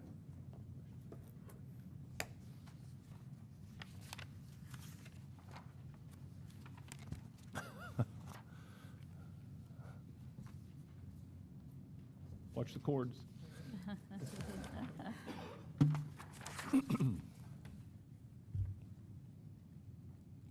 Item Mr. Eckert, 10.20. no one left. I'm keeping track. All right. It's great to see everyone this evening. HR report this evening is pretty straightforward. I'm going to start out with retirements, as always, in item A. Starting with our certified and classified retirements. There are 4 before the board for approval this evening. And obviously, every time we've got folks leaving, retiring from our district, it's we could spend a lot of time up here speaking, but we know that the buildings will be doing that and celebrating these great individuals. Collectively, 98 years in the district. So kudos to Cheryl Kemper, Chris Wolfer, Tanya Herron on the certified side, and Mark Frankhauser, Turpin's head custodian on the classified side. Item B, resignation. We have a handful of resignations, and again, I would just draw your attention and would I wouldn't be able to say, I wouldn't be able to leave without mentioning John Vandermeer and wishing him a good luck moving on to Deer Park. He's taken a position as the Deer Park Junior High, Senior High principal, and we wish him all the best as he moves forward. He's been in the district 15 years. He served as assistant principal here, athletic director, and we wish him all the best in the years ahead. Item C, we do have a couple leaves for the board this evening. Those are 1-year leaves of absence with the intent to return after 1 year. Item D does include personnel items E through K. Item E is a change of assignment salary. I believe the board is informed that we are experiencing or anticipating an increase. It's highly likely, and so we wanted to make sure that this gets before the board so we can remain in compliance with our preschool numbers on the special education side. So an increase of about a half in terms of the IS on the certified side and another half on the para side. And then there is, last month you may remember there was before the board a retro payment for a teacher. It caused us to look back at making sure that we were appropriately compensating folks coming out of the OU Fellows program. It has nothing to do with me, but it's a really cool program for undergrads where they get an opportunity to extend their 4-year of undergrad by being placed in a full-time teaching position that I think they award 2 fellows each year, and we happen to have 2 of them. So I think it's probably unlikely that there will be others, but it's pretty good stuff.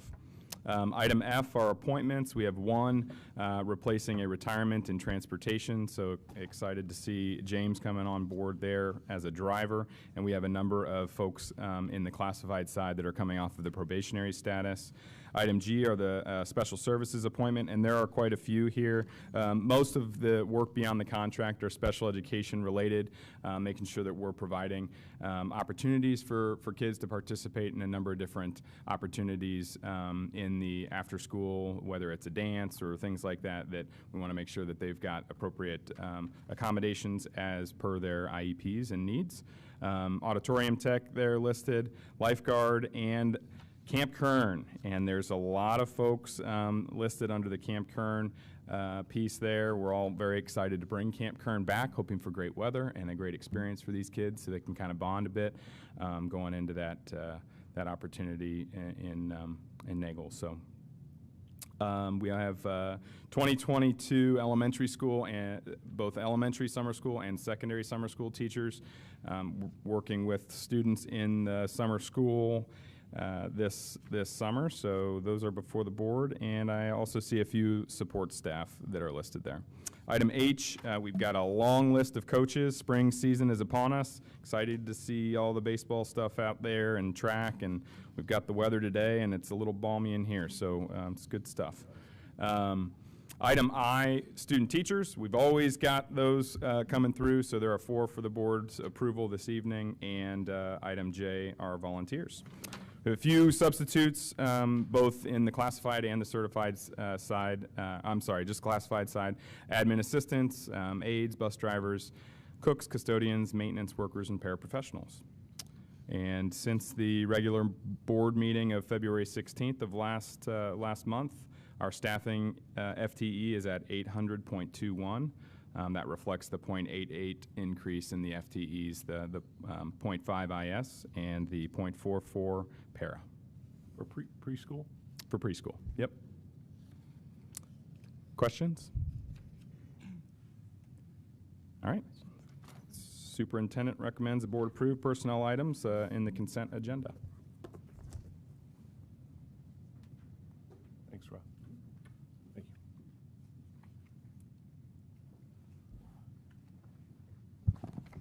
I went this way so I wouldn't trip, so. All right, student services, student programs has 4 items for you to review tonight.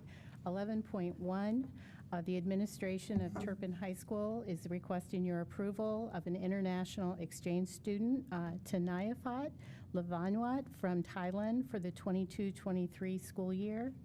A host family has been selected for her, and she will be sponsored by the Council on International Educational Exchange. All information that is required is outlined in our board policy 5114, and that's related to international exchange, has been received for this student. For item 11.2, we have, and I'm actually going to try to put 11.2 and 11.3 together. This is an agreement, 2 agreements that support the placement per IEPs of 2 of our special education students who are being placed at Ohio Valley Voices, which is a specialized program for students with significant hearing impairments. These 2 students are newly enrolled for the 21-22 school year. The contracts for the school year will continue, and as each year they will be represented to you if they continue in these placements. The 2 costs that are presented for each of these items have been prorated based on the enrollment date that they came in and were placed per their IEPs. Item 11.4 is an overnight trip request. The administration of Turpin High School is requesting permission for 14 varsity softball students and 3 chaperones to travel to Orlando, Florida, during our spring break, April 9th through 13th, 2022. They're participating in the KSA tournament events. There is a $1,179 student cost. I will add here that fundraisers are being conducted to offset these costs, as well as the boosters will also support if necessary. Student families will provide their own transportation for their children to the destination, and KSA will provide transportation to the tournament events.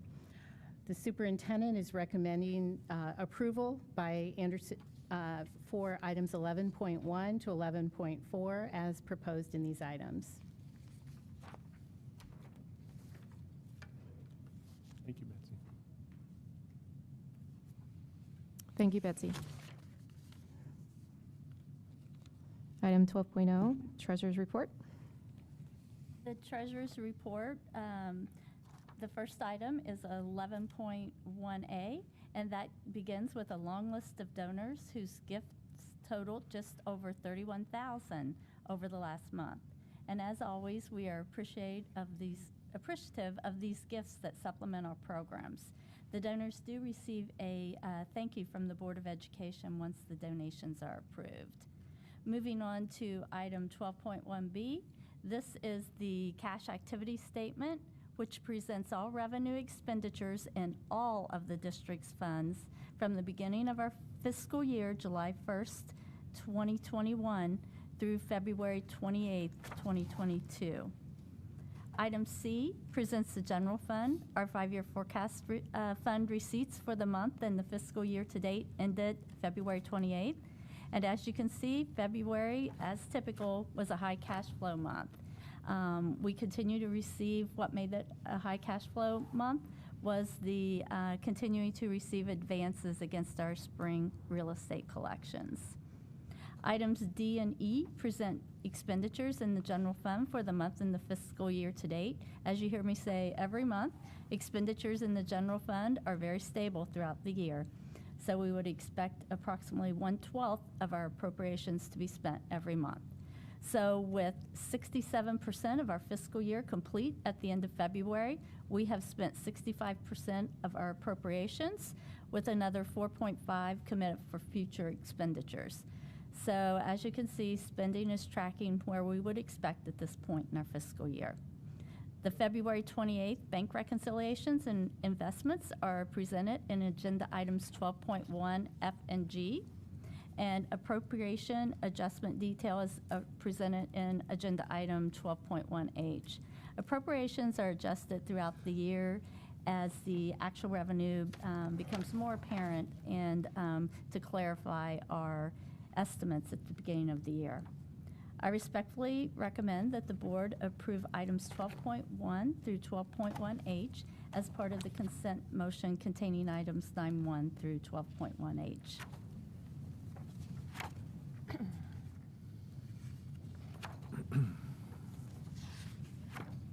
I make a motion to approve the consent agenda. I'll second. Mrs. Jonas? Yes. Mrs. Stewart? Yes. Mr. Bibb? Yes. Dr. Rasmussen? Yes. Mrs. Hosfeld? Yes.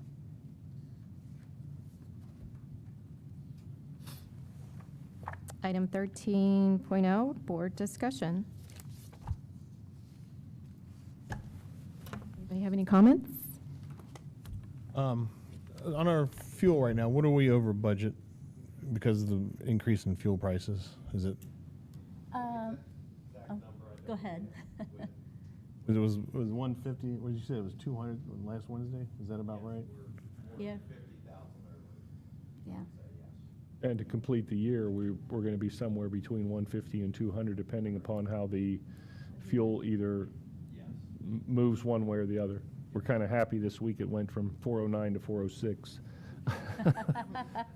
But that's better than 415. And then, so I guess everybody understands our permanent improvement fund is $750,000 a year. Correct? Half of that right now is going to pay back the site improvements at Anderson until 2026. So that leaves us $300,000. Correct. And out of that, we want to purchase 3 buses a year. The buses, sorry, Mr. Bibb, the No, buses you're fine. are actually in the general fund. They are, okay, so then that leaves us $300,000 left for facilities maintenance for an entire year for 11 buildings. Okay.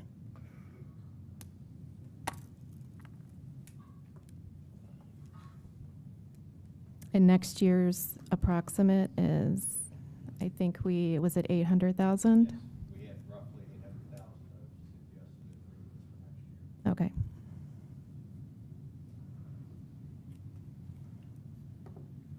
Of those 800,000, which absolutely have to get done? All? All. All. If we have the roofs are one of our biggest concerns. We do have some more asphalt projects in there. I believe we have 2 roofs in that project that are taking us up to over 500,000. And then we have various asphalt. And roofs would be the largest thing.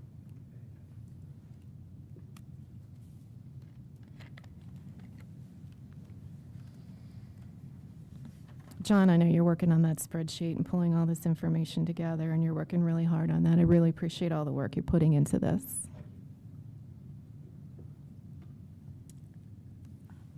Actually, were we going to see some options from Rob? I thought, where is Rob?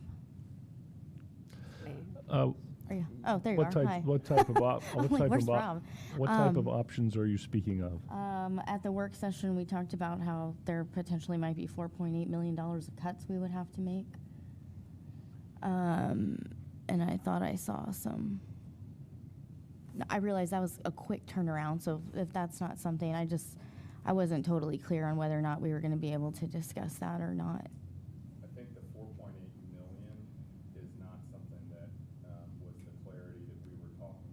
We Okay. were really thinking about whether we were going for a levy in this year or next year, and if so, which millage are we looking at? So the 4.8 is kind of a, if there's no levy in either year, kind of a scenario. We're kind of in that spot where we're waiting for a little bit of the direction on what the thoughts are in terms of millage for those to be considered and actually run. When does the board need to make that decision? Scott? Or Rob? It depends. Really? Well, yeah, it depends on which year you go, because the first resolution needs to be passed 100 days prior to the election, and that is a resolution of necessity, and that goes to the county auditor, who reviews our calculations on millage and verifies that we have the correct revenues that would be raised by that millage. And like I say, 100 days out from the next even possible election would be this upcoming November 8th, and 100 days out from that would be July 29th, which is a Friday.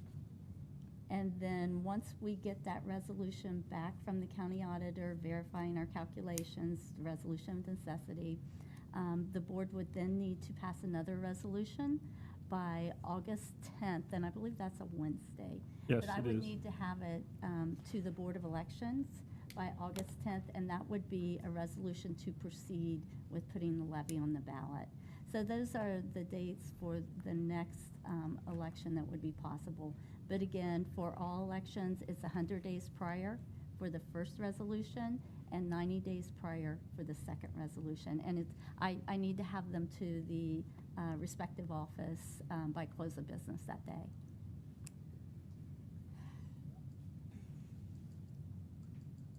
So realistically,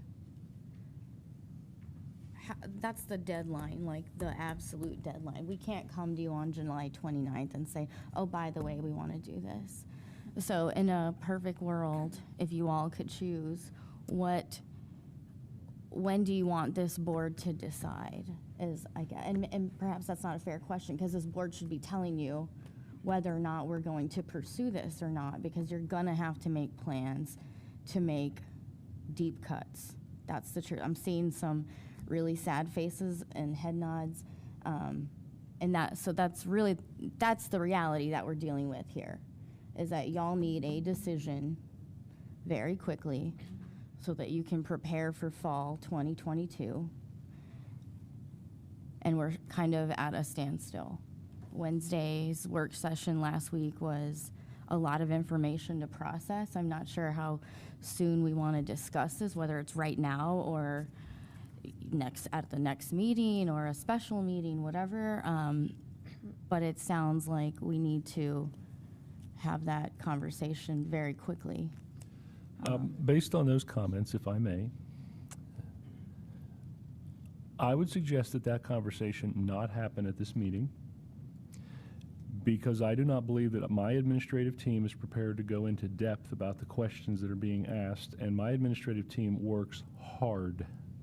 And I do not want them to be in a situation where something they say is an inaccurate figure, and that places the board in a very difficult position. So if we're going to have a work session on finance, I suggest that we have a work session on finance, and we come to the conclusions that you're asking about this evening. I think that is an unbelievably good idea. I don't think that the team is prepared for this conversation right now. Not that we have not been researching and looking and doing things, as we do every year at this time when we're looking at staffing and budgets and preparing for the upcoming year. But if that's the direction that we're going to go, I highly recommend that we have a work session on this topic where all the materials can be presented, where everyone can see them, and the board can facilitate that discussion as it believes is appropriate. That would be my recommendation at I was going to ask 8:40 or 8:20. At 8:40. I was going to ask, is that typically how it goes? Because I was not on the board when the last one was discussed, so I honestly don't know exactly how that conversation goes. It's a great conversation. It's a great question, and it is it is an important question. As in the role that I have right now, recognizing the, and I say this respectfully, the amount of volume of information coming towards our Board of Education, they need time to be able to review these things. This is year 36 for me in finance in the state of Ohio with schools. It is not an easy puzzle. It is hard to understand the nuances of finance and budgets across the state of Ohio, where monies are coming from, how monies are available to be used, and the impact of all that on our local taxpayers. So, yes to the discussion. I would respectfully ask that we do that in a work session where we can really lay that out and the board is totally prepared and the administrative team is bringing the reports and the documents with specific numbers and information that will move that agenda along to whatever vision the board has for finances and the operation of the district. I need more data, so that works for me. Yeah, I think we left Wednesday with sort of a, item list for Scott to go back to his team to dig into and to provide us stuff. So we really don't have anything that we can even talk about because we don't have any material. We don't have any suggestions. We don't really have anything right now. We're all still in this learning and questioning and just kind of discovery.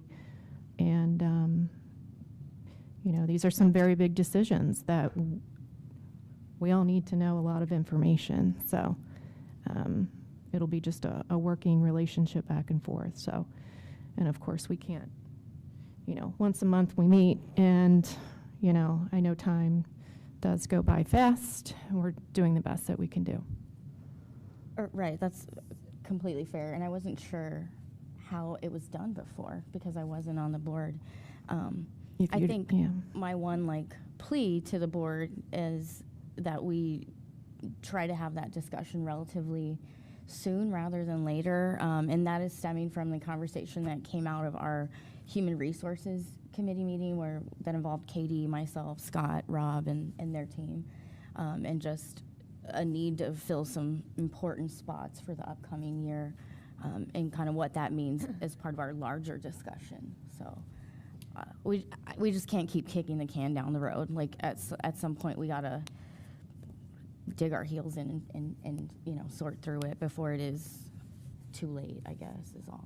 So I had 5 or 6 questions in regards to a levy and kind of thinking about how we want to move forward. So I think if it's not a topic that's wanting to be discussed tonight, I think that I would like to see a meeting to discuss all of this before our next board meeting. Oh, yeah. Because I had a lot of questions and thoughts on this, and I would like you guys to be prepared to answer those questions so we're not just staring at each other. But yeah, I had a half a page of notes in regard to this for this evening, so I would like to move forward quickly with discussing that. So I don't know. Anybody else have any discussion topics or any comments? One more from last week. We talked about child focus and there was a wait period. Do we ever find out what the wait period is? We did have discussion about that.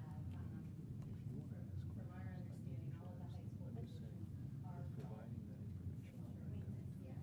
Okay.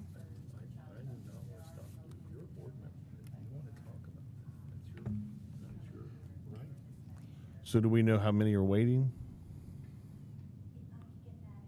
Okay.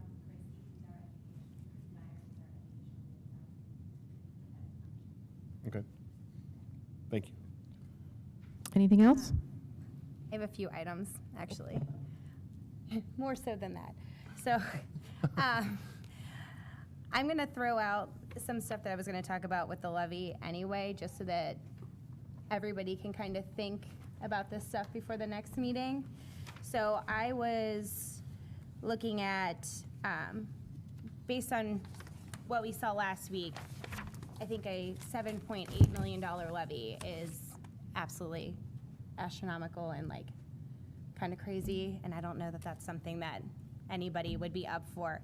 I But think that was. I know. It's a mill. It wasn't million. It was a mill. Sorry, mill. That's okay. Just My bad. That's why I'm saying Terminology. Yeah. Okay. My bad. Make a note of that.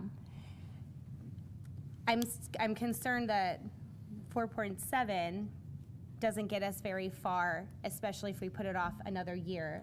And even with that, we needed to make cuts. And I would like to see exactly what cuts would need to be made if that was something. I know, I think I had an email that said it would impact the classroom, and that's not something that I think any of us want to, the road we want to go down. So I'd like to look at other options on top of that, like what other things can we do to alleviate this every 2 or 3 years? Is there anything we can do combining facilities, or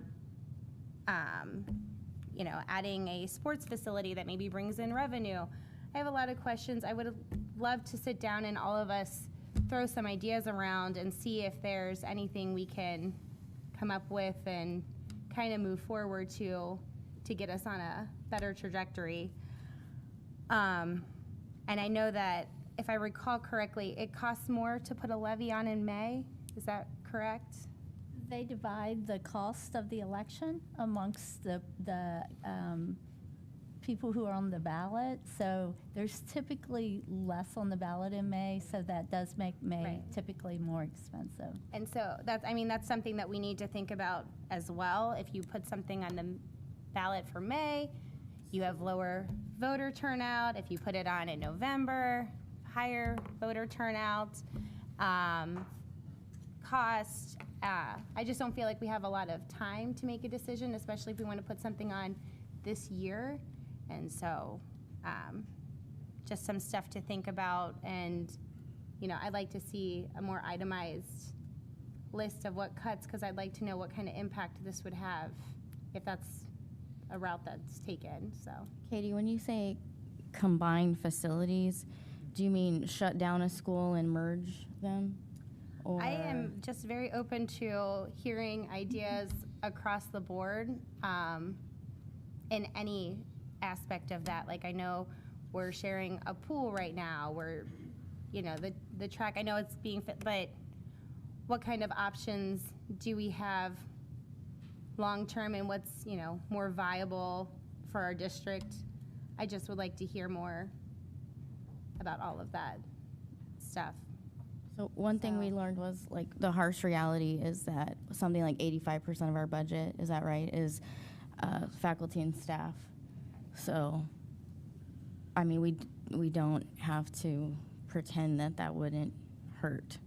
That is something that's going to have to be on the table if we're not going to put something on in November or the following year as well. So, I mean, that's just the reality. Maybe we don't know specifics yet, but that was pretty much spelled out for us last week at the work session. And in, the spirit of transparency for those that weren't there, I mean, that's what we were told. Again, specific numbers, no, but the reality being that we're looking at people. When we look at people, that means class sizes. It's all interrelated, but just say what it is essentially what I'm trying to say. I just know we have a lot of buildings here as well that have a lot of leaky roofs, a lot of facilities to maintain, and so I would just like to see what the best practice would be moving forward long-term for sustainability in this district.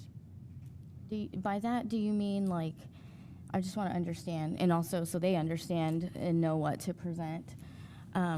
Do you want to see, like, a model for, let's say, 5 elementary schools as opposed to 6? A model with 5 elementary schools and 1 high school?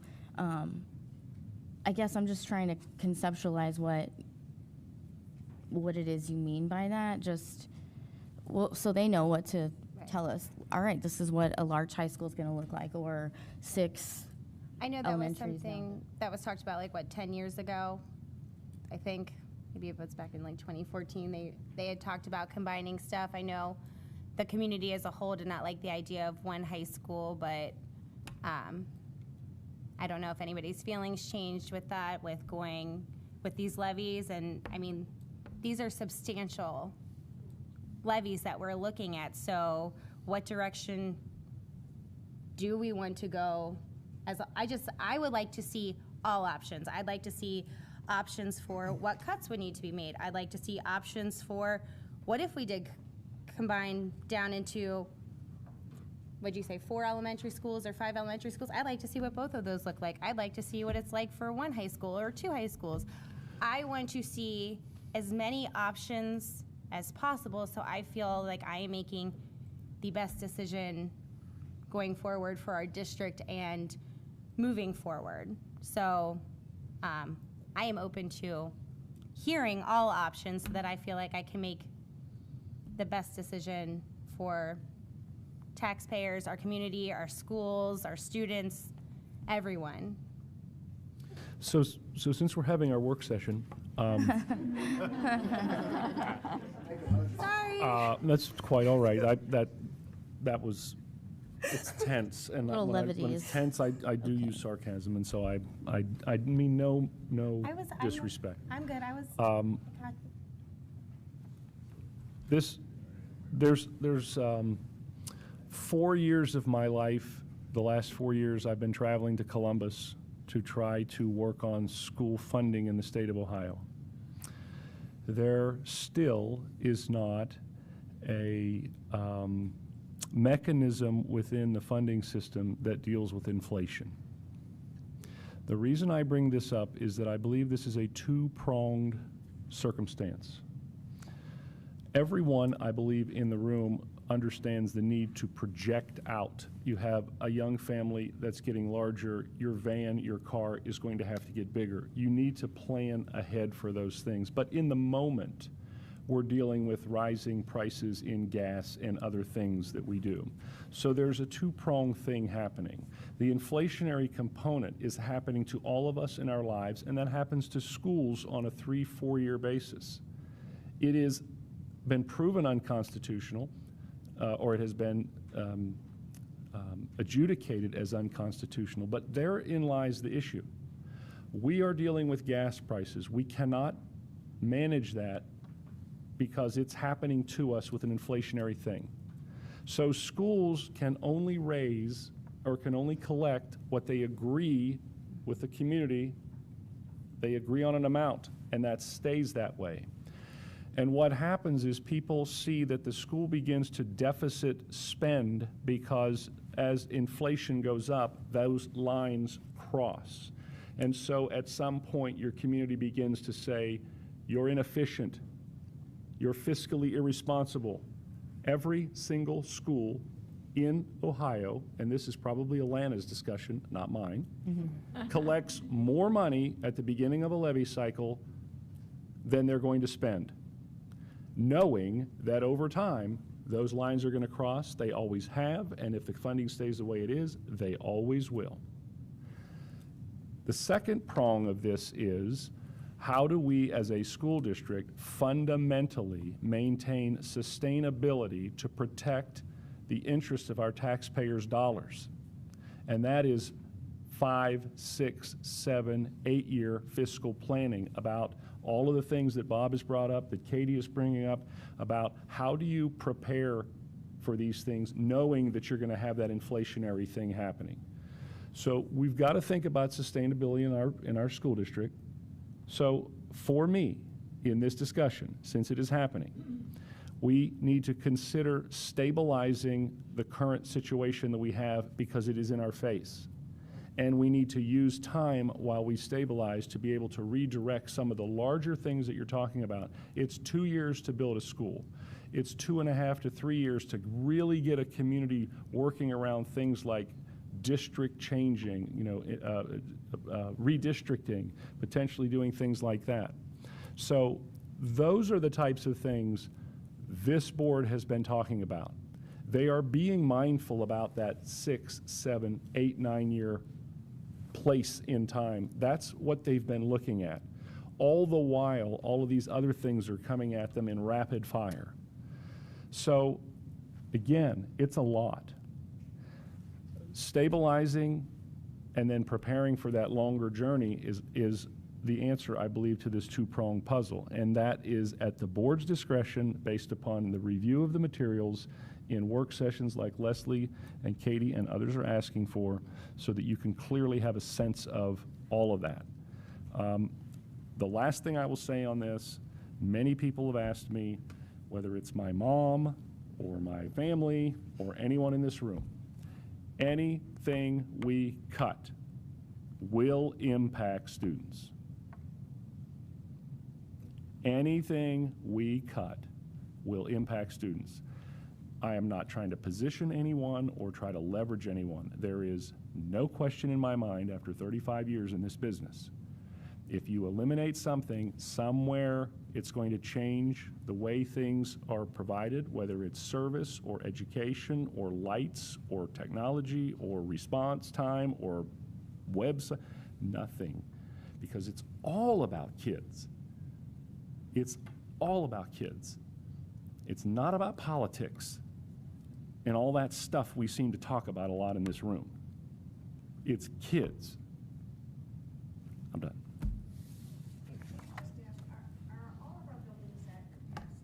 No. Thanks, Scott.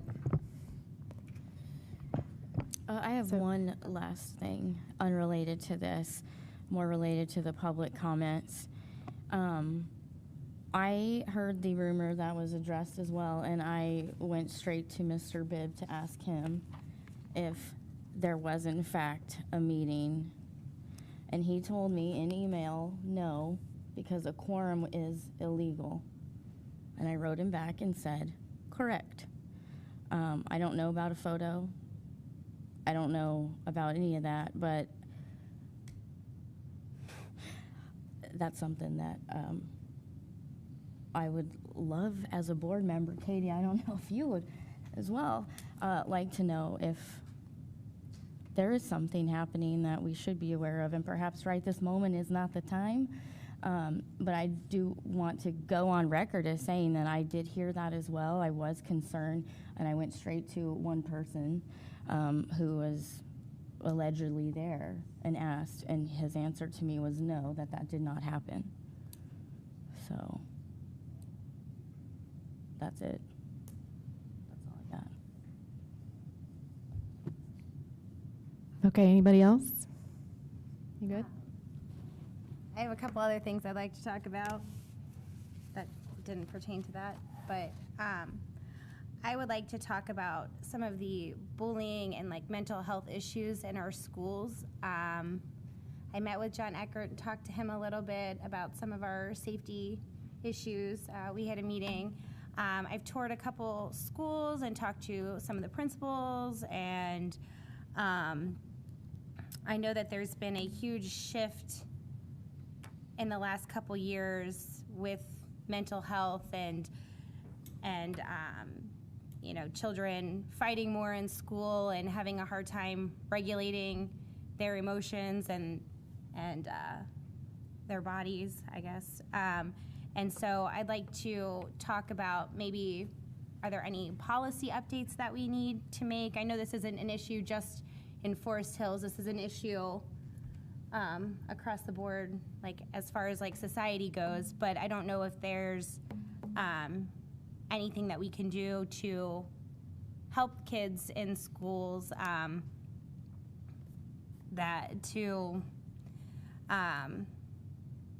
don't know, like maybe like limiting phones in classrooms or Chromebook usage or something so that they're engaging more together and building that community and camaraderie amongst each other. I don't know if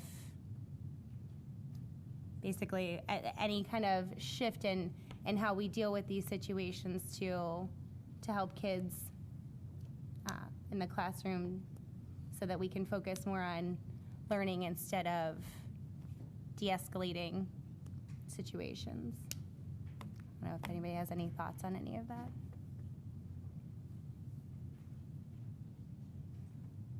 No. I mean, I agree with you. You're right. Right. I think we're working on that. Katie, I don't know if maybe a conversation with maybe Kim or, just kind of talking through some of your thoughts might help. I've talked with people. I just didn't know if you guys had any thoughts or ways in which we can implement some of this. I know since we've talked a lot about social emotional learning, I know that there's a lot of aspects of that plays into this. I know there's some concerns about that as well. Like I personally pulled up the state standards and read the 33 pages of the state standards for social emotional learning, and I would say the majority of that I think would help kids identify how they're feeling and better ways to work through those emotions so that they are not necessarily acting out. But I know that the last 2 years has been hard on them as far as, being in and out of the classroom, less consistency, that kind of stuff. I don't know. I was hoping to have more of a discussion on how to move forward with these things so that we can create a safer, more productive environment in the classroom. So.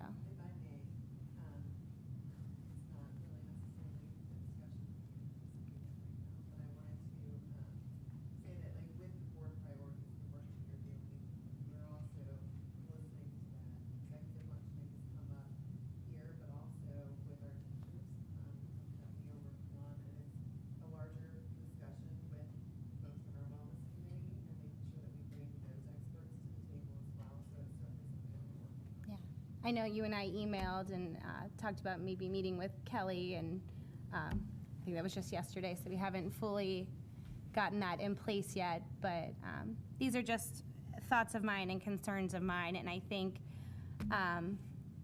just as a community, I feel like sometimes, I've said this before, I think it's important that we sit down and talk with one another, that we actually listen to each other and hear each other, because I think a lot of times people get defensive, and I think that this divide just makes things worse instead of actually listening to hear each other talk, instead of listening to respond. I would think it would be beneficial. I know every time I sit down and talk to people, we have a lot more in common than we think we do.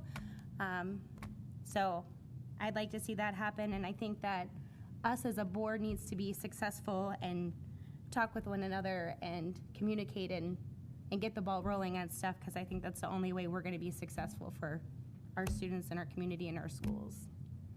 So that's all I have. That was all my notes. Thank you. Thank you.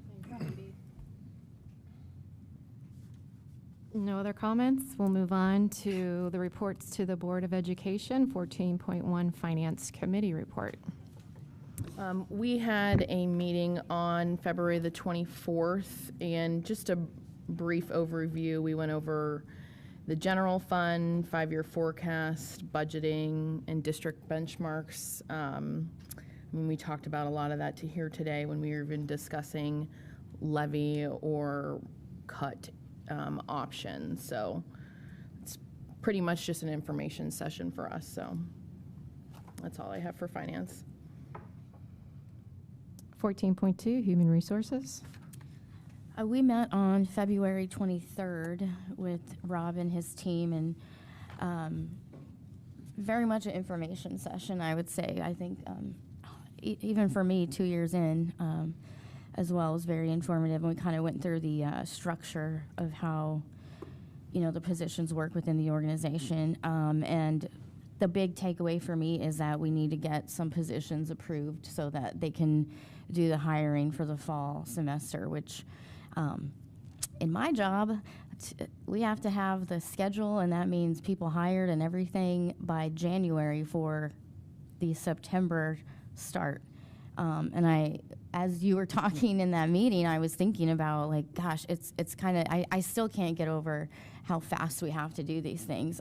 So that's something that needs to be, needs to happen quickly.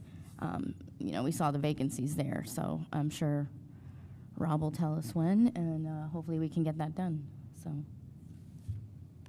Okay, 14.3, Teaching and Learning Committee.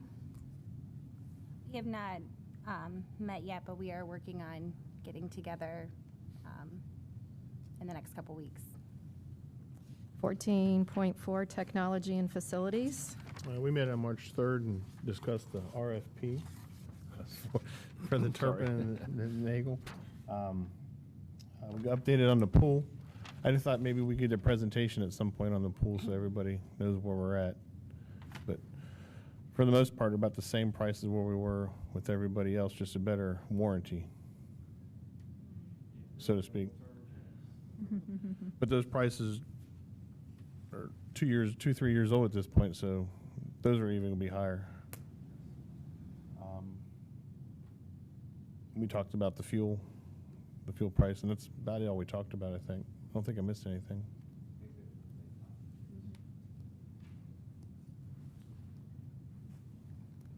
You done? 14.5, Legislative Liaison. There was no report come in from the liaison group. Linda, there are some big bills that are coming through. I was actually going to mention them in the board discussion, but they are important. For example, in fact, I will send this to you. But House Bill 322, House Bill 327, those are coming down the pipe.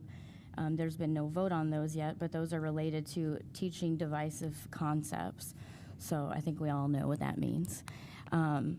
And in relation to that, and something that we as a district need to be aware about, is that the College Board is now yanking AP courses from districts and states that push forth this type of legislation. So that is very significant, and we need to keep our eye on that bill. As I said, it's 322 and 327. So not a vote yet. There's been 5 committee hearings. Those are things that we need to watch, because since I ran for school board, all I've heard about is the AP classes, and I, honestly, in higher ed, I understand the importance of that.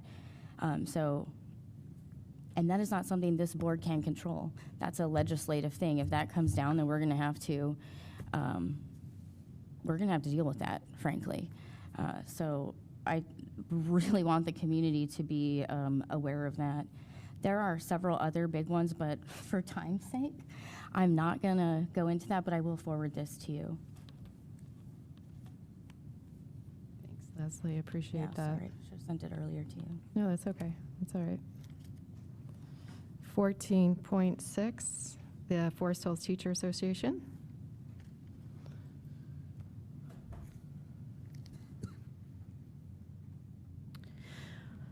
On behalf of the Forest Hills Teacher Association and our 500 teachers, good evening, President Hausfeld and the members of the board. It's my first time to get to be in front of all of you this year, so I appreciate the moment here. As president of the largest Ohio Education Association in Southwest Ohio, we're very proud of our 54-year relationship with the Forest Hills School District.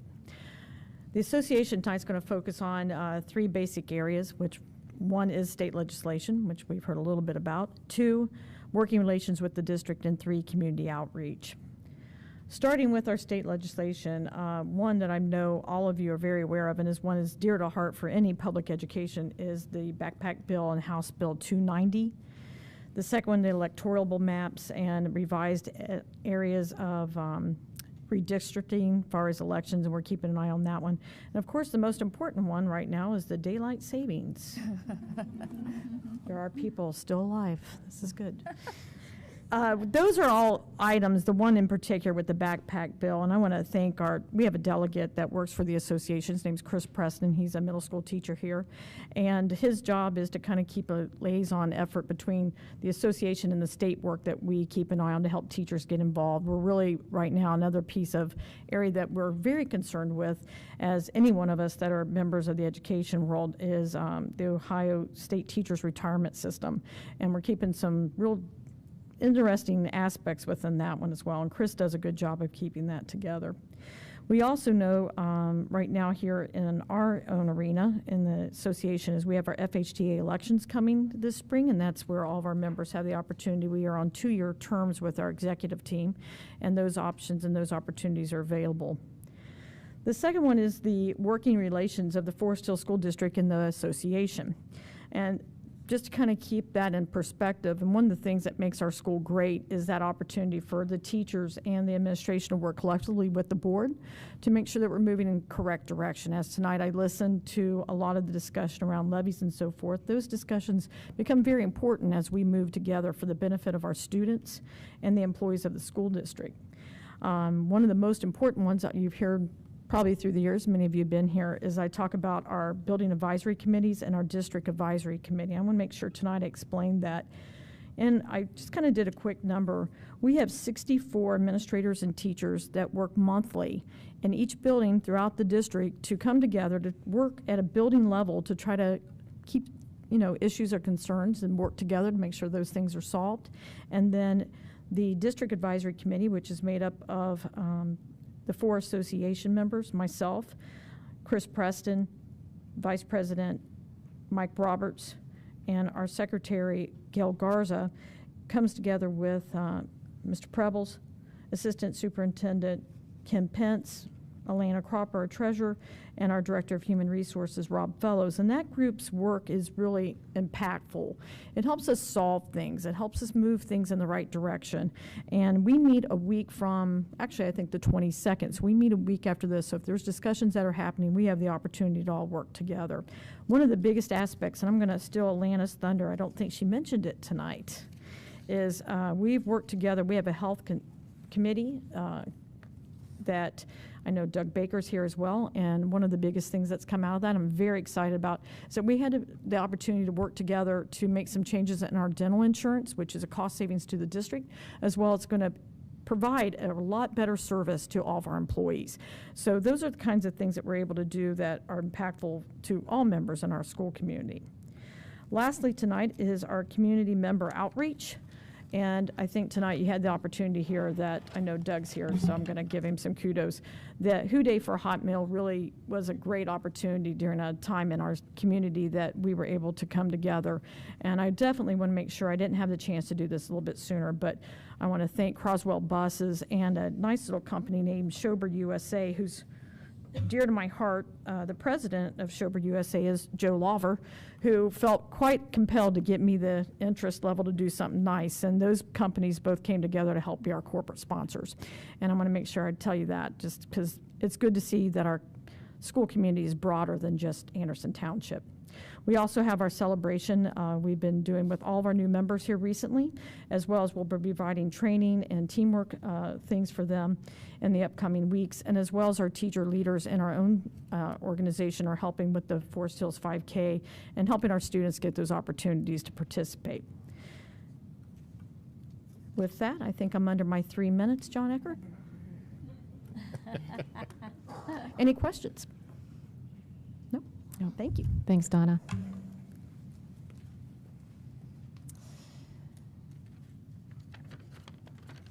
All right. 15.0 is, I believe we're having an executive session this evening. Pursuant to Ohio Revised Code Section 121.22G1, I hereby move the board adjourn to executive session for the purpose of appointment, employment, dismissal, discipline, promotion, demotion, and compensation of a public employee or official. Second. Do we have a second? I think so. Mr. Bibb? Yes. Mrs. Stewart? Yes. Mrs. Jonas? Yes. Dr. Rasmussen? Yes. Mrs. Hosfeld?